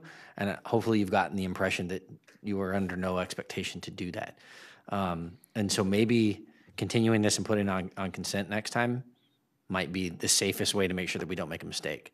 And it'll also give maybe some additional time for our potential applicant to maybe discuss how this might work at the county, and then we also might get some better understanding. Because again, if part of this is we're trying to woo a couple of these away from the county to here, making sure that we're competitive and that we don't create some sort of burden here that doesn't exist in other places. And since we have, the insiders over here for the sheriff's department, that might be time well spent. So if the thought of the council is that wooing is in fact a relatively precise art, perhaps staff might just, instead of asking that we proceed with adoption and introduction of this tonight, perhaps staff might just restate the few items on which you've gotten direction to update what's in front of the council, and then we would bring it back at the next meeting. Certainly, and if I may, section 4.26120 has all of the previous language in there that gave the chief of police that discretion and the guidelines for that discretion. We had proposed to strike that out. So the language is already there. We certainly can just not propose to delete that language. What was that section again? 4.26120, it's limitations of bingo hours and sessions.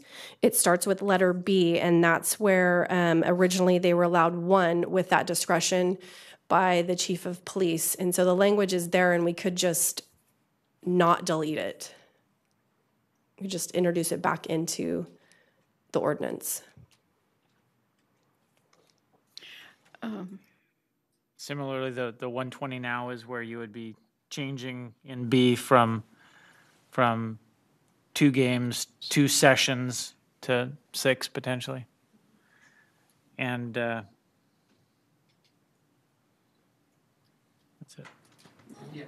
For me, for that one, I would, again, restate at least what I would suggest, which would be start with up to 6 with the discretion of the chief of police or community development director, whoever title insert, to determine additional games as requested by an applicant.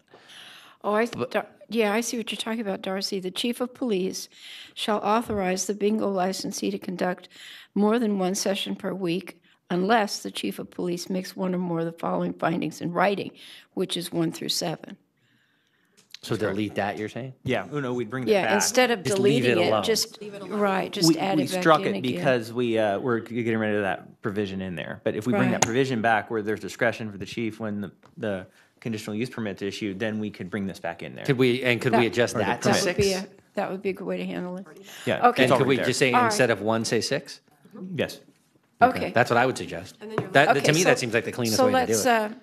All right, let's entertain a motion to continue this to the 2nd of July.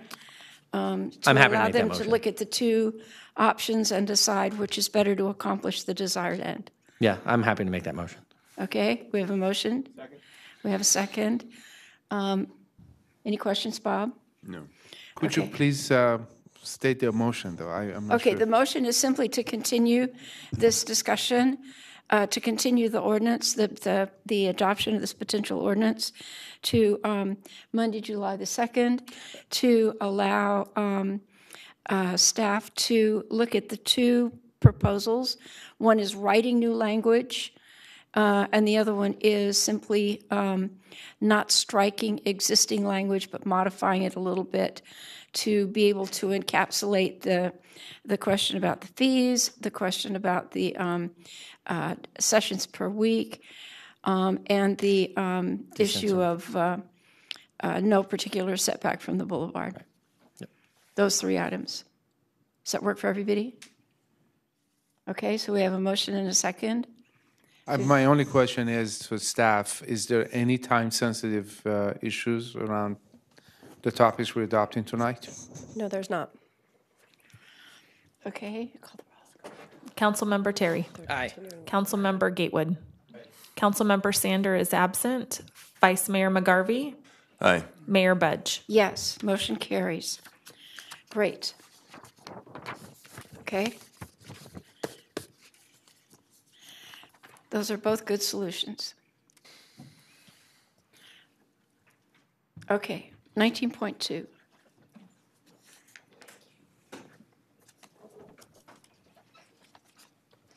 Item 19.2, discussion of Resolution 70-2018 for a master license agreement template for small cell attachments on city-owned public poles, and introduction and first reading of Ordinance 11-2018, an ordinance amending Title 23 zoning code of the Rancho Cordova Municipal Code regarding Chapter 23.907, utility, transportation, and communication uses. As we're going to turn this over to Public Works as we go through this, could we just verify that this is installation on existing city and private poles within the public right-of-way? Okay. Correct. Good evening, Mayor Budge and council members. Albert Stricker with the Public Works Department. And as more and more devices are looking for internet connections, and as the industry moves towards the 5th generation of cellular service, carriers are looking for ways to provide a more broadband connection.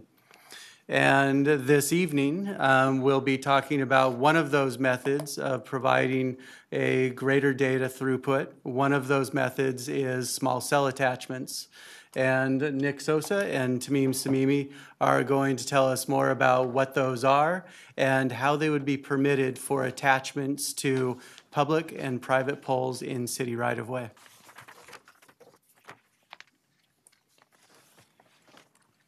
Thank you, Albert. Good evening, Mayor Budge and City Council members.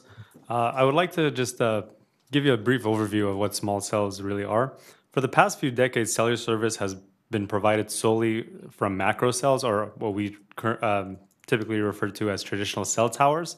These cell towers are typically spread miles apart, and with the recent increased use of smart devices, there's pockets of slow service that get created on the edge of the macro cells range, sort of like you can see on the screen around the pink. In addition to meeting today's demands, small cells will also pave the way for 5G, smart city, and autonomous vehicle implementation. Small cell attachments are pole-mounted antennas that fill those pockets and boost the signal, but do not replace the traditional cell towers. They just boost them. In the picture, you can see a couple of examples that have been implemented in the Sacramento region. Those are the cylindrical cans on top of the streetlights. Those are the antennas. And we want to confirm that the pieces, if you go back to that, we want to confirm that the pieces in the middle are the equipment. Is Correct. it the same thing on that one in the middle picture? You have an antenna on top, and you also have a cell on the center. Is there also another one of those where it just? I mean, we're still talking about cities and private, rather than trying to have them have the ability to put a cell any place they want. We're talking about limits on what the city applies. Nick Sosa, the City Planning Department. On the top is the antenna portion of the small cell attachments. What you're talking about in the middle there is the radio equipment to receive signals. And that one?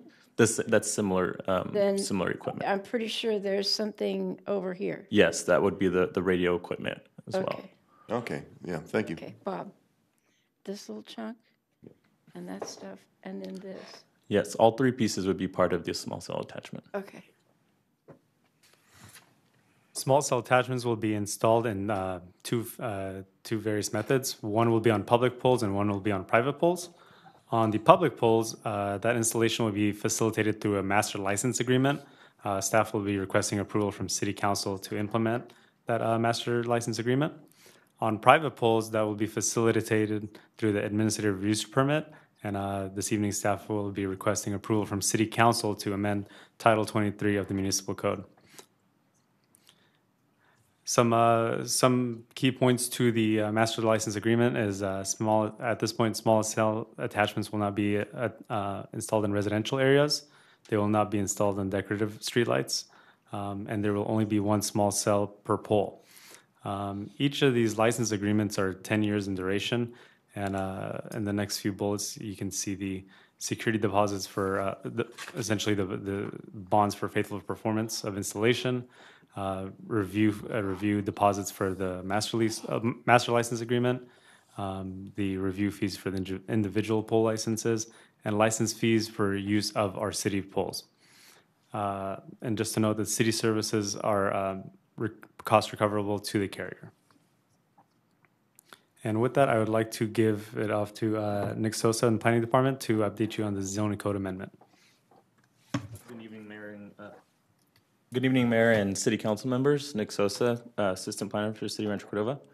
As Timmy mentioned, the master license template would be applicable for public poles within the public right-of-way. The zoning code amendment would provide restrictions and guidelines for attachments on private owned poles within the public right-of-way. As it currently stands, our zoning code does not have a process for carriers to place equipment on these poles within the right-of-way. The zoning code amendment would allow for small cell installations with the approval of an administrative use permit through the Planning Department. The zoning code amendment would include the same minimum requirements and design standards that are required by the master license agreement for public poles. That would include not allowed in residential areas, not allowed on decorative poles, and also design dimensions and other equipment requirements. This would ensure that small cell attachments, both public and private, would be consistent throughout the city. As part of the CEQA analysis, it was determined that the proposed amendments and the master license agreement template would not cause any physical effects and therefore is exempt by section 15061B3 of the CEQA guidelines. In addition to the general rule exemption, also public poles are exempt from further CEQA analysis for section 15301, existing facilities of the CEQA guidelines.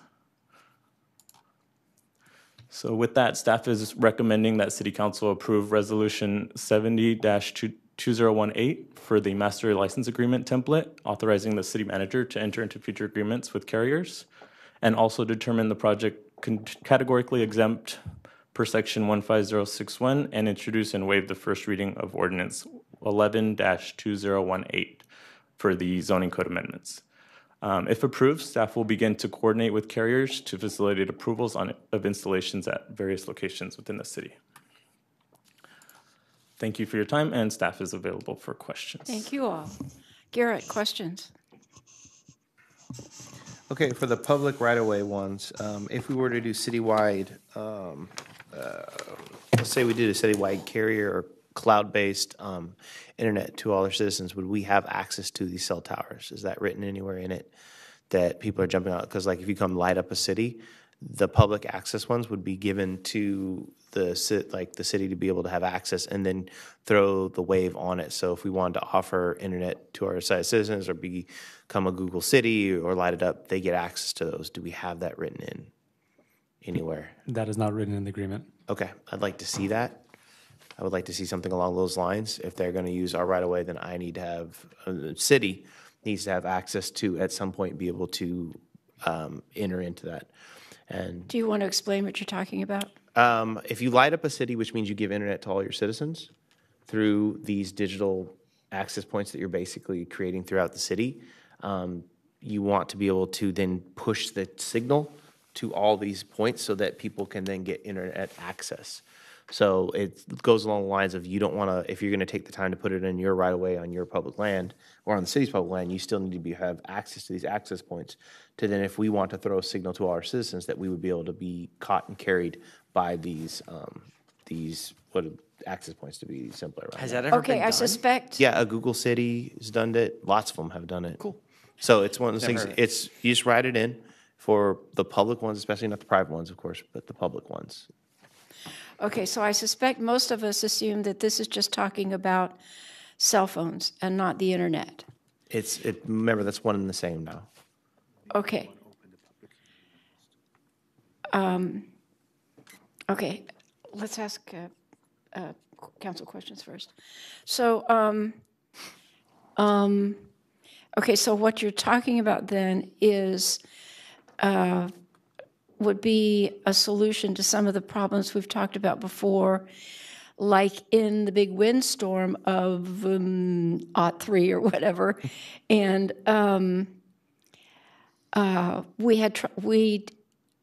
we did not have reverse 911 at that time.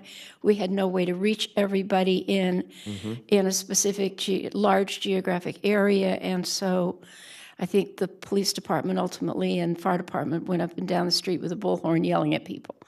Right, you would then be able to immediately have access that would carry through the whole city. You just want to have access to the ones that are going on public land.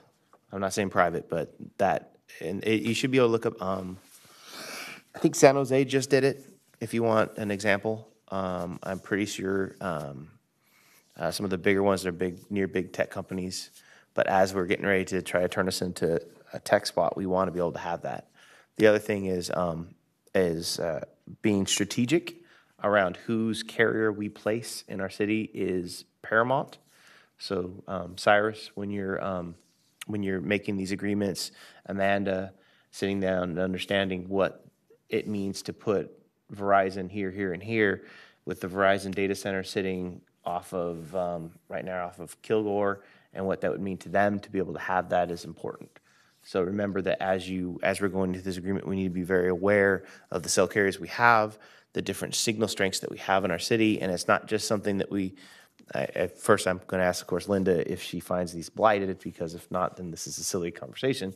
But if you can get past the weird kind of oblong thing, it's a strategic way to make our city more prominent, and when you choose carriers that basically going to all of a sudden have 100% 5 bars or be able to carry, because you got to remember, local ISPs, meaning internet service providers, use these as their secondary redundancy, which makes us look like we have 2 to 3 carriers, which data centers and other people want.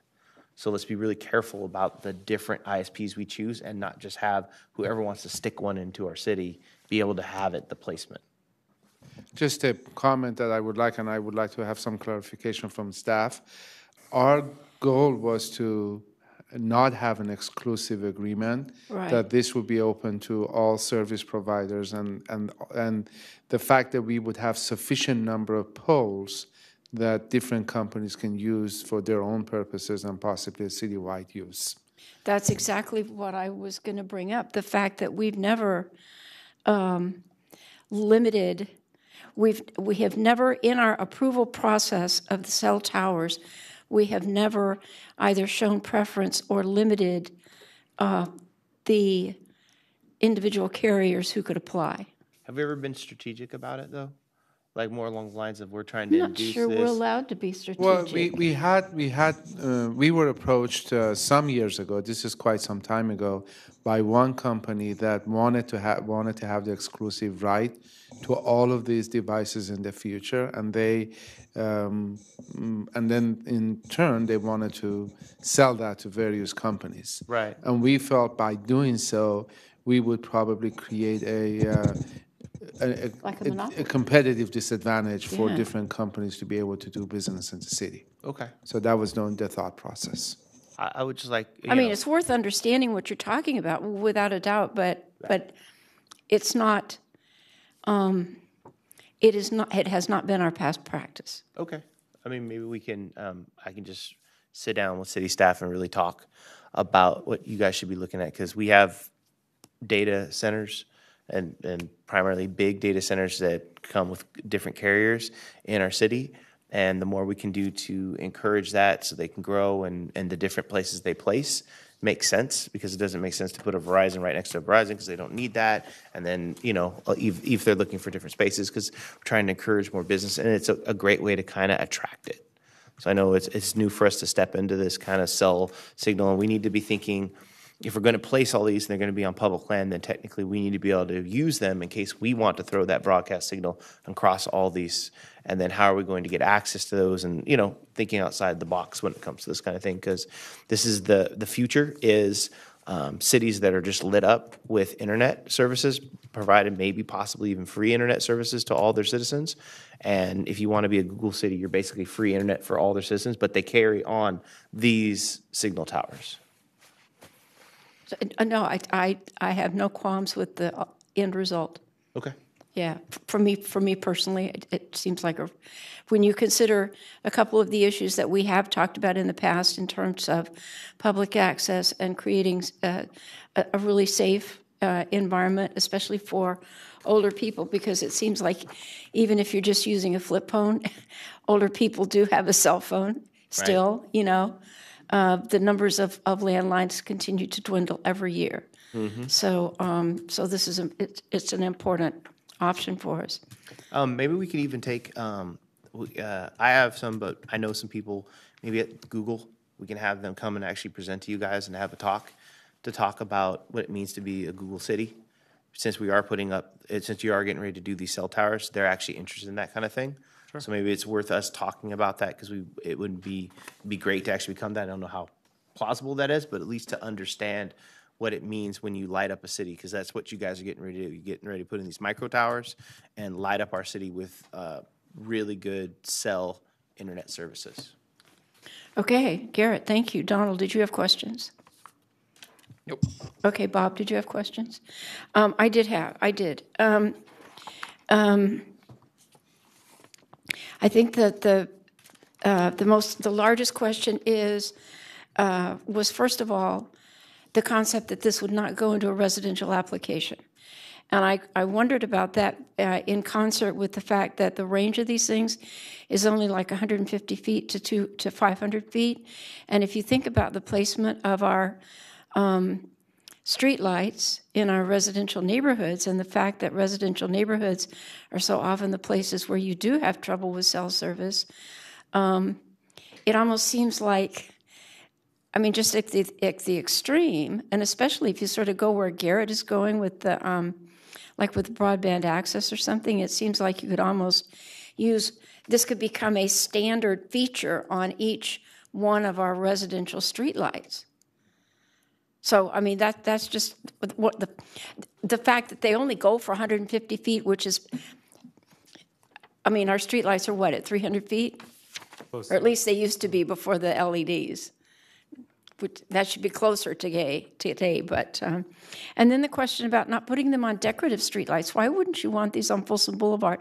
And as I came back from downtown on the train, I'm looking at the decorative streetlights, and there's nothing about their design that if you put this same thing, only it was painted the same black color as our decorative streetlights, there's nothing about this that detracts from the appearance of even the decorative streetlights any more than it does. It's just like a little post on top of the streetlight. And the one that they showed at Sac State, where the antenna stuff is on, the banner's on one side and the antenna stuff is on the other side. That seems to be a really great solution for detracting from the fact that it's there, because you put the visual emphasis on the banner. Right. To your first point, Mayor, in early conversations with the carriers, we were under the assumption that we would meet our need for the city in the major corridors, major roadway corridors. But we can go ahead and discuss that with the carriers and come to a resolution there.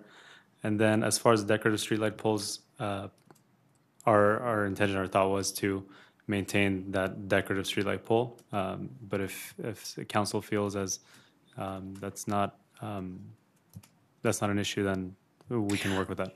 Well, I don't know. That's just my perspective. But for years now, we've sat here and we've struggled through these crazy, call them service maps, for lack of anything better, that they've showed us where, they're all yellow and green, and here's where they've got their signal, and here's where they don't have their signal, and all that kind of thing. And it just seems like the part of Garrett's comments that I really liked was the strategy of how we cover the area. And again, if you think of this kind of like the aerial photo of the drone survey, and you divide your city into little sections. There's just happen to be smaller than traditional sections, and what's wrong? I mean, isn't it more logical to simply march through town trying to make sure we have coverage everywhere, as opposed to just letting these people who are obviously out to compete with each other say, oh, well, I'm going to carve out this chunk, and he's going to carve out that chunk, and there might be a corner here and a corner here that doesn't have any service. Council, just one point, if I would like to add, that the agreement that has been brought before you has been the result of many months of negotiations with different carriers. So if the council is requesting or proposing any significant changes to the terms of the agreement, I propose that we identify what they are and then go back to the table, the negotiating table, to make sure they're acceptable and not adopt them tonight. Maybe I could suggest a different course of action, considering the issues that Councilmember Gatewood raised, is to maybe bring this back as a workshop. Because sounds like there's a lot of variables here that, and again, we haven't heard from the public, so I don't know if there are some of these things that could be addressed, but some of the technological stuff that he's bringing up, I don't feel I have a good grasp on how they may work, what the implications would be on this type of technology and future needs of this technology. I know this came up even with like the billboards at one point, the digital billboards, where I felt very comfortable with these things may change, they may have different rules, and I'm not that concerned about digital billboards. Maybe this is bigger than we're all prepared to talk about tonight. And I certainly understand that part. And I do appreciate the fact that obviously we're having this discussion because you all are getting requests for applications, and you wanted to bring us a package that could be adopted and accommodate the individual carriers who are bringing this forward as an opportunity for us. What I'm hearing is that there might be a greater opportunity here than has been presented. So at this point, let's open the public hearing and ask if anybody in the audience wants to speak to this. So did we have any speaker cards signed up? Yes, I have 3. Great. Tressa Bader, if you could come forward. Alice Perez. Good evening, City Council members. My name's Alice Perez. I work with AT&T External Affairs. And so I just want to address a couple of the comments that were made. First of all, I want to explain how small cell fits in for a macro site. A macro site is a big site. Usually it has 4 spectrums of different types of service that it's providing. What small cell is going to do is if one of those spectrums is being pulled on because you have a highly populated area like downtown, in Rancho Cordova, small cell is going to augment that service, and it's actually going to provide additional capacity to that area for the pool. So it could be cars that are pulling on, it could be technology, it could be different things like that. Okay, so normally when a courier looks to place a small cell, it's going to be because they have a macro in the area. Okay. Secondly, I do want to address that every one of our small cell sites will be used for FirstNet. FirstNet is public safety. AT&T won the FirstNet national contract, and for every site that we build, we will be utilizing it also for public safety purposes. Thirdly, I want to make sure that we keep the discussion very relevant to what we're discussing today. There's another topic that Councilmember Gatewood brought up, and it really, Google City is really a smart city. It's not a small cell. That's a piece of it that could be part of that, but it's very different.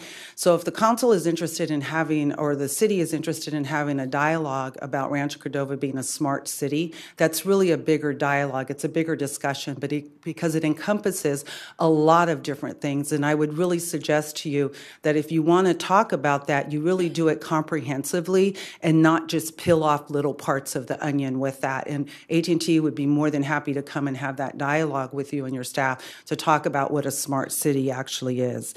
The other thing I want to really encourage is that you have a very inclusive process, not an exclusive process. And so when you're talking about having partnerships with couriers, that you're not picking winners and losers, that you're actually basing it upon the services that are going to eventually benefit your community as a whole. And we're here to look at ways to benefit the community. We don't make money off of bringing small cell. It's an enhancement to the community services that we're providing, as well as, you know, furthering along the footprint to your community members as a whole. So I just wanted to make those couple of comments to you.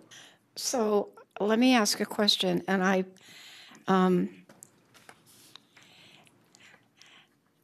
probably don't know what I'm talking about. It's okay. It's okay. It's okay. But for just understanding the point that these small cells are not part of the larger conversation about being a smart city. But if we adopt something that brings these smart cells to select locations in Rancho Cordova, regardless of where it is, whether they are residential or are not, or they are the boulevard or they are not. But then we come back and have that larger discussion. Will we have ultimately created a network that really isn't interconnected, number one, or number two, will we have created little pockets that interfere with the distribution of a larger network? Yeah, no. What any courier that comes to you that wants to implement small cell, it's going to be because they're going to have a macro site in the area, and what they want to do is augment the service that's being provided by that, okay? Because from our engineers look at where there's a strain, and we're not going to look to bring another large tower. It doesn't make sense. Instead, that's where small cell makes sense to do that.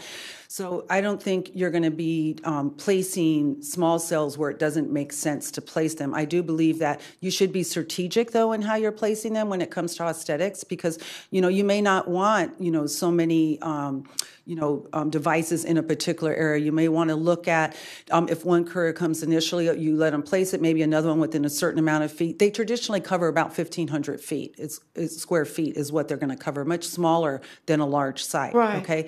So, and when you talk about the strategy of a smart city, or for, you know, other purposes, a Google City, when you talk about that, small cell will be a component of that. But typically what will happen when you start talking about it, there's so many other things that are a part of that, because it goes into smart water, it goes into electricity. I mean, there's so many components to that if you really want to have a comprehensive discussion, I mean, it would really behoove you to understand what that entails before you're just picking out the small cell piece of it. And small cell will definitely be part of that strategy. It won't be a separate strategy. It will be part of that. But that's a very big dialogue. It's a very big discussion. And again, we're more than happy to come and have that dialogue with you. Okay. Any other questions for Alice? Oh, no, that's great. So do you understand that means small cell is a piece of overall, like, a smart city? Right. So it's just, you know, like, it would behoove us to do, you know, a workshop to really understand. Have the larger conversation. And then we have the large conversations, and then we can always move forward with the small cell agreement, but it's worth it. Depends on your timeline, you know, for when you're actually looking at implementing that, because, you know, strategically from a city perspective, if you are looking at eventually becoming a smart city, then you should start having that dialogue. But that's not something that's going to happen as quickly as bringing small cell. That's a much larger, broader dialogue. And again, we're more than happy to come and have that discussion with you. Super. Thank you. Okay. Thank you. I have a question about the smart city. Like, my wife and I have cell phones. My daughter has one, but whatever her provider is, it's not very well. She has to go outside the house. Are we talking about something that can take care of what she's trying to do now, or do we talk about going future into the smarter city to be able to get service for her too, rather than having to go outside? Her service is going to be based upon the courier that she has. So depending on who her service is with and whether or not they have service within that particular area is going to determine her level of service. So when you look at your phone and you see the bars on your phone, those bars are dictated by the level of service in that area. But a good indication of that is that if this was an AT&T area right now, and we're looking at coverage for AT&T, and this was an area that was having a strain on that particular spectrum, you might only have 1 or 2 bars. So our engineers would identify that as an area that we would want to utilize smart cell to offset the service in that particular area. What you're talking about more when you talk about going outside the house is residential, and so there would have to be a strategy to augment that if that's what you're talking about in the residential area. Yeah, that's the first thing that strikes me, Bob. If we're not doing this in residential areas, then that kind of problem does not get solved. Yeah. And then the other piece of that is, is there a microsite within your area that's providing that coverage from a courier? That's the other thing. Some of the newer development areas don't have as many sites out there, so I'm not sure where you live at this point, but that might be, a reason. Okay, thank you. You're welcome. Linda, can I ask you real quick? Do you find the small cell look ugly too? And because I kind of count on you for my counterbalance of, No, I'm not having a problem. I'm a techie, so I'm like, great, put it up, put as many up as we can get. I'm not having a problem with that. Okay. So we have other speakers. Yes, Tressa Bader will be, and following her will be David Griffith. Thank you. Thank you, Mayor Budge and council members. I am with a company called Vinculum Services. Give us your name again, please. Sorry, Tressa Bader. Okay. I'm with Vinculum Services, and I'm here representing AT&T. I support AT&T Mobility as it relates to working with cities on the deployment of the small cell technology. And I did want to take a quick opportunity to thank the city staff relative to their time and efforts in working with us to put this together as in terms of what's in front of the council today. We support what has been introduced. I think the MLA strikes a good balance for both the city and the carriers. It will allow the carriers to begin deploying small cells as soon as upon execution. And I think it's important, as we've been talking about some of these things over the last few minutes, these are just a component to the carrier's ability to provide the services that they do. And it's really to address the immediate concerns they have in terms of congestion and exhaustion. So I think it's important to understand. The one thing that I would like to caveat relative to what's been introduced, it's basically what you brought up, which is the residential piece.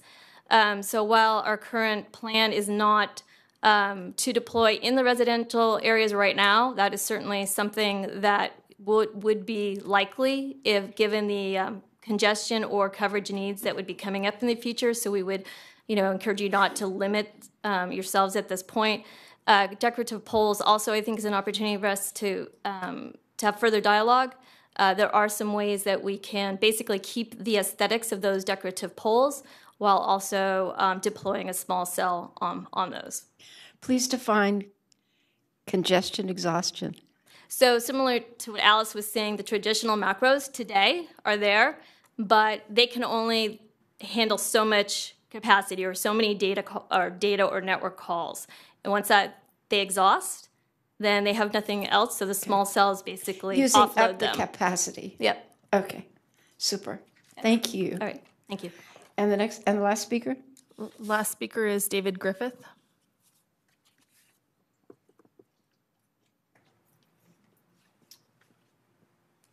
Good evening, City and Council members. David Griffith. I represent a company called Mobility LLC, and our client is Sprint. So that's the major carrier we represent. Originally, I filled out a card I wanted to come up and just support the idea of, at some point, hopefully in the near future, to add the residential zoning component to this coverage.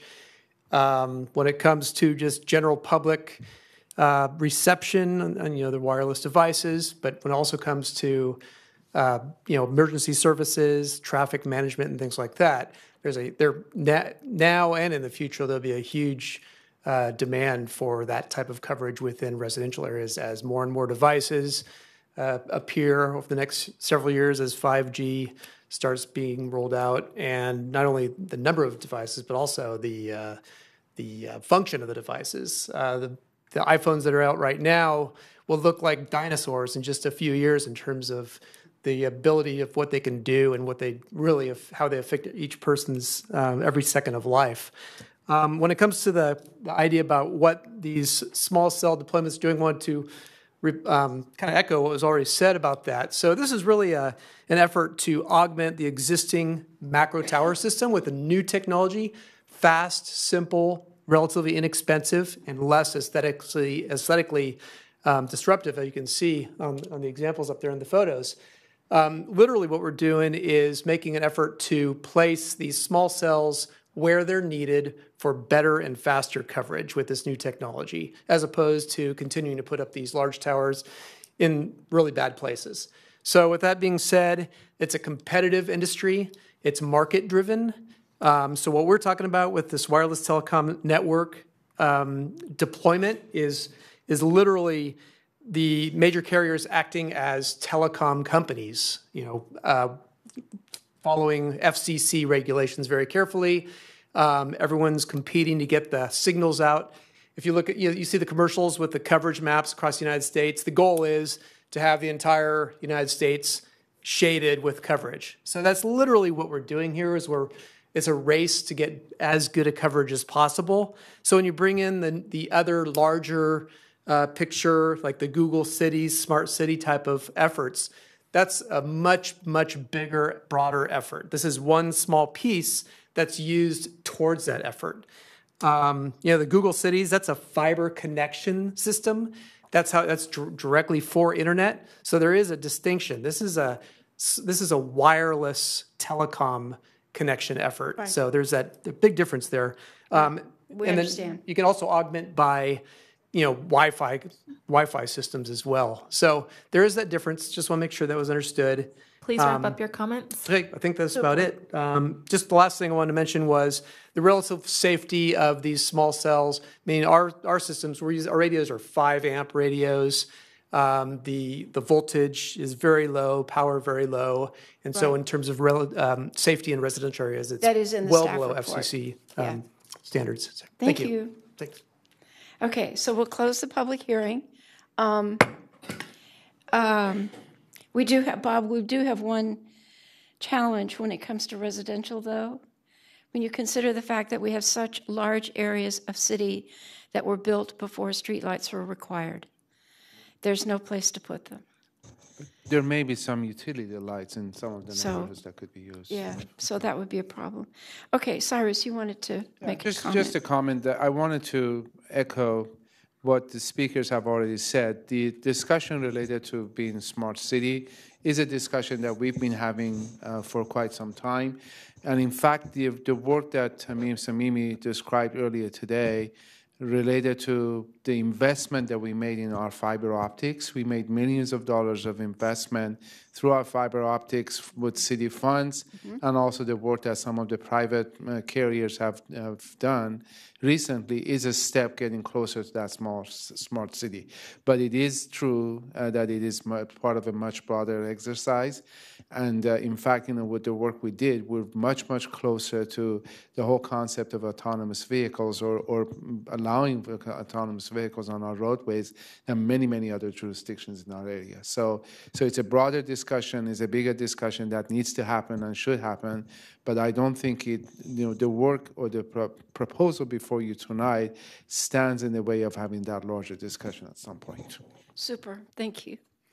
Okay, so the only two things that may be applicable tonight are the question of decorative light poles and residential application.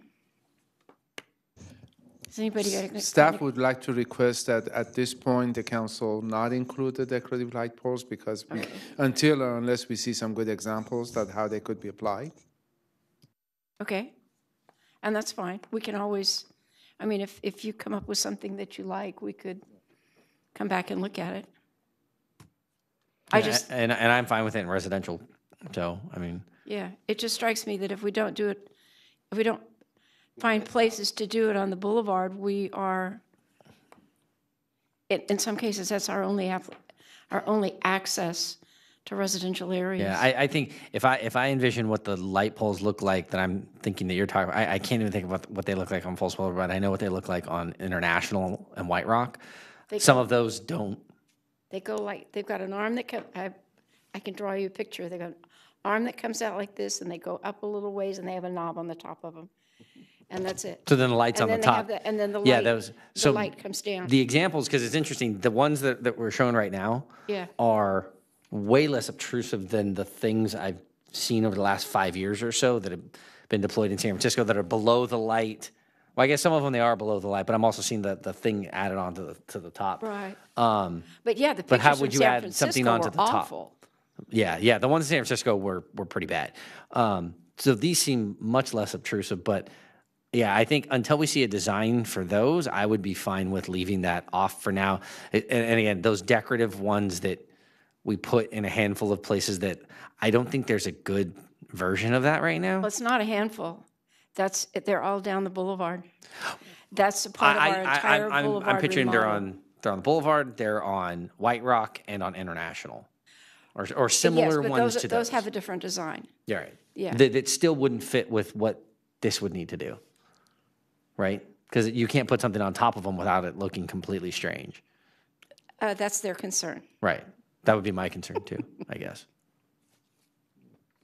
Okay. But the other part I'm fine with. I think residential. All right, so, I'm just giving you my feedback. I don't know about. Okay. Does that work? Obviously, that works for you. So could we add in residential where there is an opportunity? Absolutely. And a need? Are you looking for a motion? Pardon? Are you looking for a motion?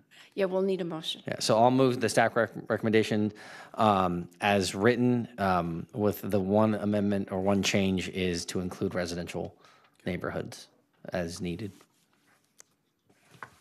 Yeah. Okay. Is there a second? Second. Great. Stacy, call the roll. Councilmember Terry? Aye. Councilmember Gatewood? Aye. Councilmember Sander is absent. Vice Mayor McGarvey? Aye. Mayor Budge? Yes. Motion carries. Thank you all for coming. Great. We appreciate that. Okay, now the fun part. I mean, the really fun part. All right. I suspect I'm going to turn it over to Cyrus. Do you want to read the item, please? Yes, Stacy. Item number 20.1. 20.1, a resolution authorizing the acquisition of property and authorizing execution of a purchase and sale agreement and a certificate of acceptance and recordation of a grant deed for 10153-10179 Folsom Boulevard in the amount of $2,680,000. Good evening, Madam Mayor, members. Good evening, Madam Mayor, members of the council. In early March, city staff was notified that the property, the subject property was for sale. So for reference, this is the property just to the west of the community college and goes all the way to La Loma Drive, and it's approximately 10 acres, and except for a small old building, it's vacant for the rest of the property is vacant. So we were notified that this property is for sale for the asking price of $2,680,000, and this is the property that the city had attempted to purchase some years ago. Given the location of this property and this, given that this is a great candidate for some mixed-use, transit-oriented development, staff felt that this would be a good investment for the city.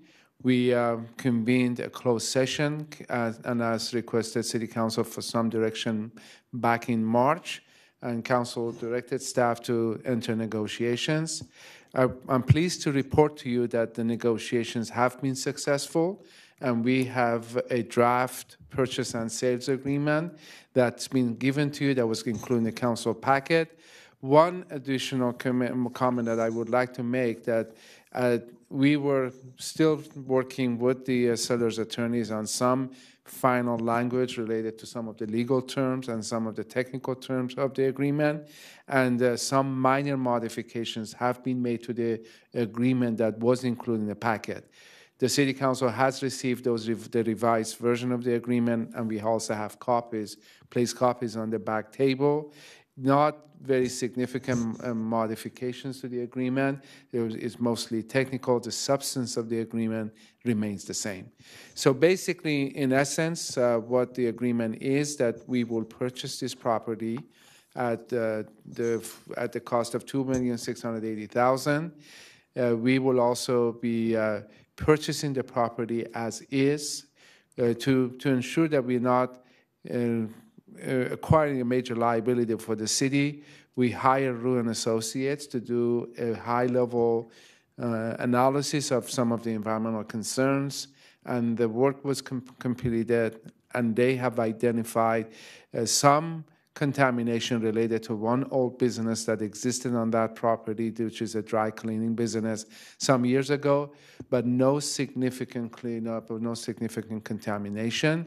It will take some work and effort to prepare the property for development, and if approved by the council, and if the property is purchased, then the city will continue that cleanup work, and we expect for that to be approximately $200,000 to do the cleanup. So with that, staff is recommending that the council approve the purchase of this property and continue the negotiations and enter into escrow for the purchase of the property. Questions for staff? Just one, Cyrus, how much time do you think it would be before we can say this is clear and the federal government and the state will say it's okay to use it and all that sort of thing? It probably would take some time. I would, my best, and I want to, first of all, I want to acknowledge Stefan Heisler, who's in the audience tonight. He assisted with some of the work and some of the environmental work we did. I think to give a very clear timeline is not possible tonight, but it's not significant. We think that it's the two aspects of the cleanup that we need to do. One is the soil, one of the dirt that we need to clean up before we can build a building on that site, and that can be done with the construction. So when a project is designed and when we have a project, we can basically remove some appropriate amount of soil material from the site and haul it away. There's also some cleanup, some possibly ongoing cleanup that we need to do with the groundwater contamination. That can be ongoing, that could go beyond the life of the project. It would not stop developing the site. So that could, we have received indication from DTSC that there is a letter of no further action that the city could possibly get in the next year or so. Okay, thank you. Okay. Let's ask if anybody else came to speak to Stefan, this item anything else tonight? that I need to add? Thank you. Okay. Anybody else? All right, are we ready for a motion? Move the item. Second. Thank you. Call the roll. Councilmember Gatewood? Aye. Councilmember Terry? Aye. Councilmember Sander is absent. Vice Mayor McGarvey? Aye. Mayor Budge? Yes. Hallelujah. Don't you think? Okay, 20.2. 20.2 is a resolution authorizing the city manager to execute an agreement for the purchase of real property located at 10545 Folsom Boulevard. And we will turn this over to Kim. Good evening, Honorable Mayor, members of the City Council. The parcel that is up on the screen before you this evening is located at 10545 Folsom Boulevard. It is a 0.84 acre site located next to Sac Metro Fire Station number 61 along Folsom Boulevard between Aramon Drive and Mills Park Drive.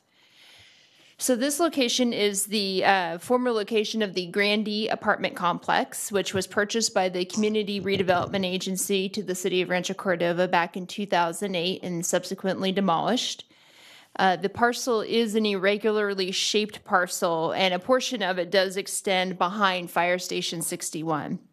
Initial conversations between the city and Sac Metro Fire District indicated that the fire district would be interested in possibly acquiring a section of that parcel that lies behind the fire station to help facilitate a future renovation or rebuild of the fire station. However, with the dissolution of redevelopment in 2012, the successor agency was then required to develop a long-range property management plan for this property, which allowed the successor agency to negotiate with the fire district for the sale of the property within 1 year of approval of the plan. Since an agreement between the successor agency and the district was not reached within the year, the property was placed on the open market in 2015. Since that time, the property has been on the market but has not been successful in obtaining a buyer. A recent approval of the property concluded that the fair market value is $165,000. If the city chooses to move forward with the purchase, it will be subject to approval by the Oversight Board to the former redevelopment agency, as well as the California State Department of Finance. If the city chooses not to proceed with the purchase, any future offers by a potential buyer will be subject to approval by a Sacramento County Oversight Board, which will resume oversight responsibilities of all former RDAs beginning July 1st, 2018. It is staff's recommendation that the City Council proceed with this purchase of this property to retain its ability to negotiate with interested parties regarding potential future development of the site. So with that, I'm happy to answer any questions. Thank you, Kim. Are there questions for staff? I'm happy to move the item. I just wanted to make one comment that kind of dawned on me just now. We have a property that's been for sale for how many years? This one in particular, since 2015. Okay, so 3 years, we have an appraisal on it that says that it's worth X, yet no one will pay us that amount, yet we have to buy it for that amount. Seems a little backwards that there should be some sort of mechanism. Well, you can thank the governor for that. I was going to say, there may be something at the state legislature or something else that, obviously, this is the last time we're going to do this because then we won't have a redevelopment agency. Right. But boy, does it stink as hypocrisy to say you have to go list a property at its fair market value, and then when nobody pays you for it, the only way you can keep your hands on it is to pay what someone else said was the fair market value, that no one would pay us that amount. That's right. With that being And said, then, I'm happy to move the staff. The state will take the money. Right. So with that, I'm happy to move They the get item. paid twice. And keep control. Hallelujah. Yeah. Did anybody else come to speak to this item? Okay. All right, we have a motion. Garrett, did you, Bob seconded it. Call the roll, please. Councilmember Gatewood. Aye. Councilmember Terry. Aye. Councilmember Sander is absent. Vice Mayor McGarvey. Aye. Mayor Budge. Yes, motion carries. Now, do we need to adjourn as a city council and reconvene as a successor agency? Adam? No, pursuant to the agenda, you convened at the outset of the meeting. Okay, all right. Then, item 20.3. But again, for clarification on this, you are acting as a successor agency. Right. The item that the last item was the city recommending that they move forward with the purchase of the property, and now the item before How you you have to agree to sell it. Right. Now we have to acting as sell it. successor agency authorizing the sale. I'd like to move the motion to sell the property to us. From us, to us. Wait. Do we have to adjourn and No, start? I already asked that question. Adam says no, Move the we're staff already convened that way. Move the staff recommendation, if you would, for. Thank God Jerry. this is the last time we have to do it. Thank Jerry. Would you Thank like me to Jerry. make that? Thank you, Jerry. Okay, I'll we second- have a I'll motion second and a the second. motion. All righty. Call the roll. Councilmember Terry. Aye. Councilmember Gatewood. Aye. Councilmember Sander is absent. Vice Mayor McGarvey. Aye. Mayor Budge. Yes. And goodbye redevelopment. Hallelujah. David doesn't know what a lot of fun he missed tonight. Goodness gracious. All right, guys. Council requests for future agenda items. Anybody? Donald, Garrett, stop chatting. Council requests for future agenda items. At some point, I think what Garrett brought up about Absolutely. smart cities, and one thing I was just going to throw out, I know that some of us get invitations to something called the Smart Cities Conference in council. You're right. I've never been to one. I really don't know anything about it. I haven't really studied it. I don't know if there's good stuff there about this subject. But the more that we've been talking about, I know when I was at the U.S. Conference of Mayors, and I actually bumped into Phil Arndt from Comcast. Right. Actually, at the Center for Fathers and Families dinner last week. And he was talking about some strategic investments that she's been talking to Amanda about around fiber in different places for data centers. And a lot of that, I think, Garrett can help us with understanding it. And so at some point, if we could bring some of those brain trusts together to talk about what we should be thinking about. And I think that was a conversation we had when we appointed Garrett. Was there's a question about, somebody who built these buildings, but what's going on inside of them today that a lot of us don't understand, and how we might continue to harness that to continue to be a place of choice to put these things. Well, curiously, we actually discussed it with the Secretary of Agriculture in April, simply because if you talk to the young man who's on the city council in Live Oak or one of those, and broadband access is a huge problem for them. And so rural America in general, it's an enormous disadvantage to communities in rural America. That's exactly what Sonny said. He just it's very painful to know that we invented RFD back in the 20s to enable people on farms to get mail, but now mail has changed, and so they don't get mail anymore. No. And here we are going back 100 years practically because we can't deliver mail effectively in rural areas. So, all right, we all agree on putting that one on, Stacey, okay? As a workshop or something, Maybe a couple of us on the study mission. It really is. It's a big way to make us an advantage as a city. This has been a major topic for staff at staff level discussions, and we have been definitely looking into it. Super, thank you. Okay, if there's nothing else, please do. Madam Mayor, I don't have a request for future agenda items. I just wanted to let the council know, and it may sound funny that in June we're talking about Christmas, but Christmas this year falls on Tuesday, and Monday and Tuesday are holidays for the city, and we are going to close the city hall, as we've done in the past 2 or 3 years, the week of December 24th. I just wanted to make sure that if you have any concerns or issues with that, this is something that it's typically 90 or 80% of the city staff take vacation on those that week, so it's best to broadcast it and close the city hall and during the holidays. Absolutely. Super. Okay. So there being no further business, we are adjourned. Thank you all.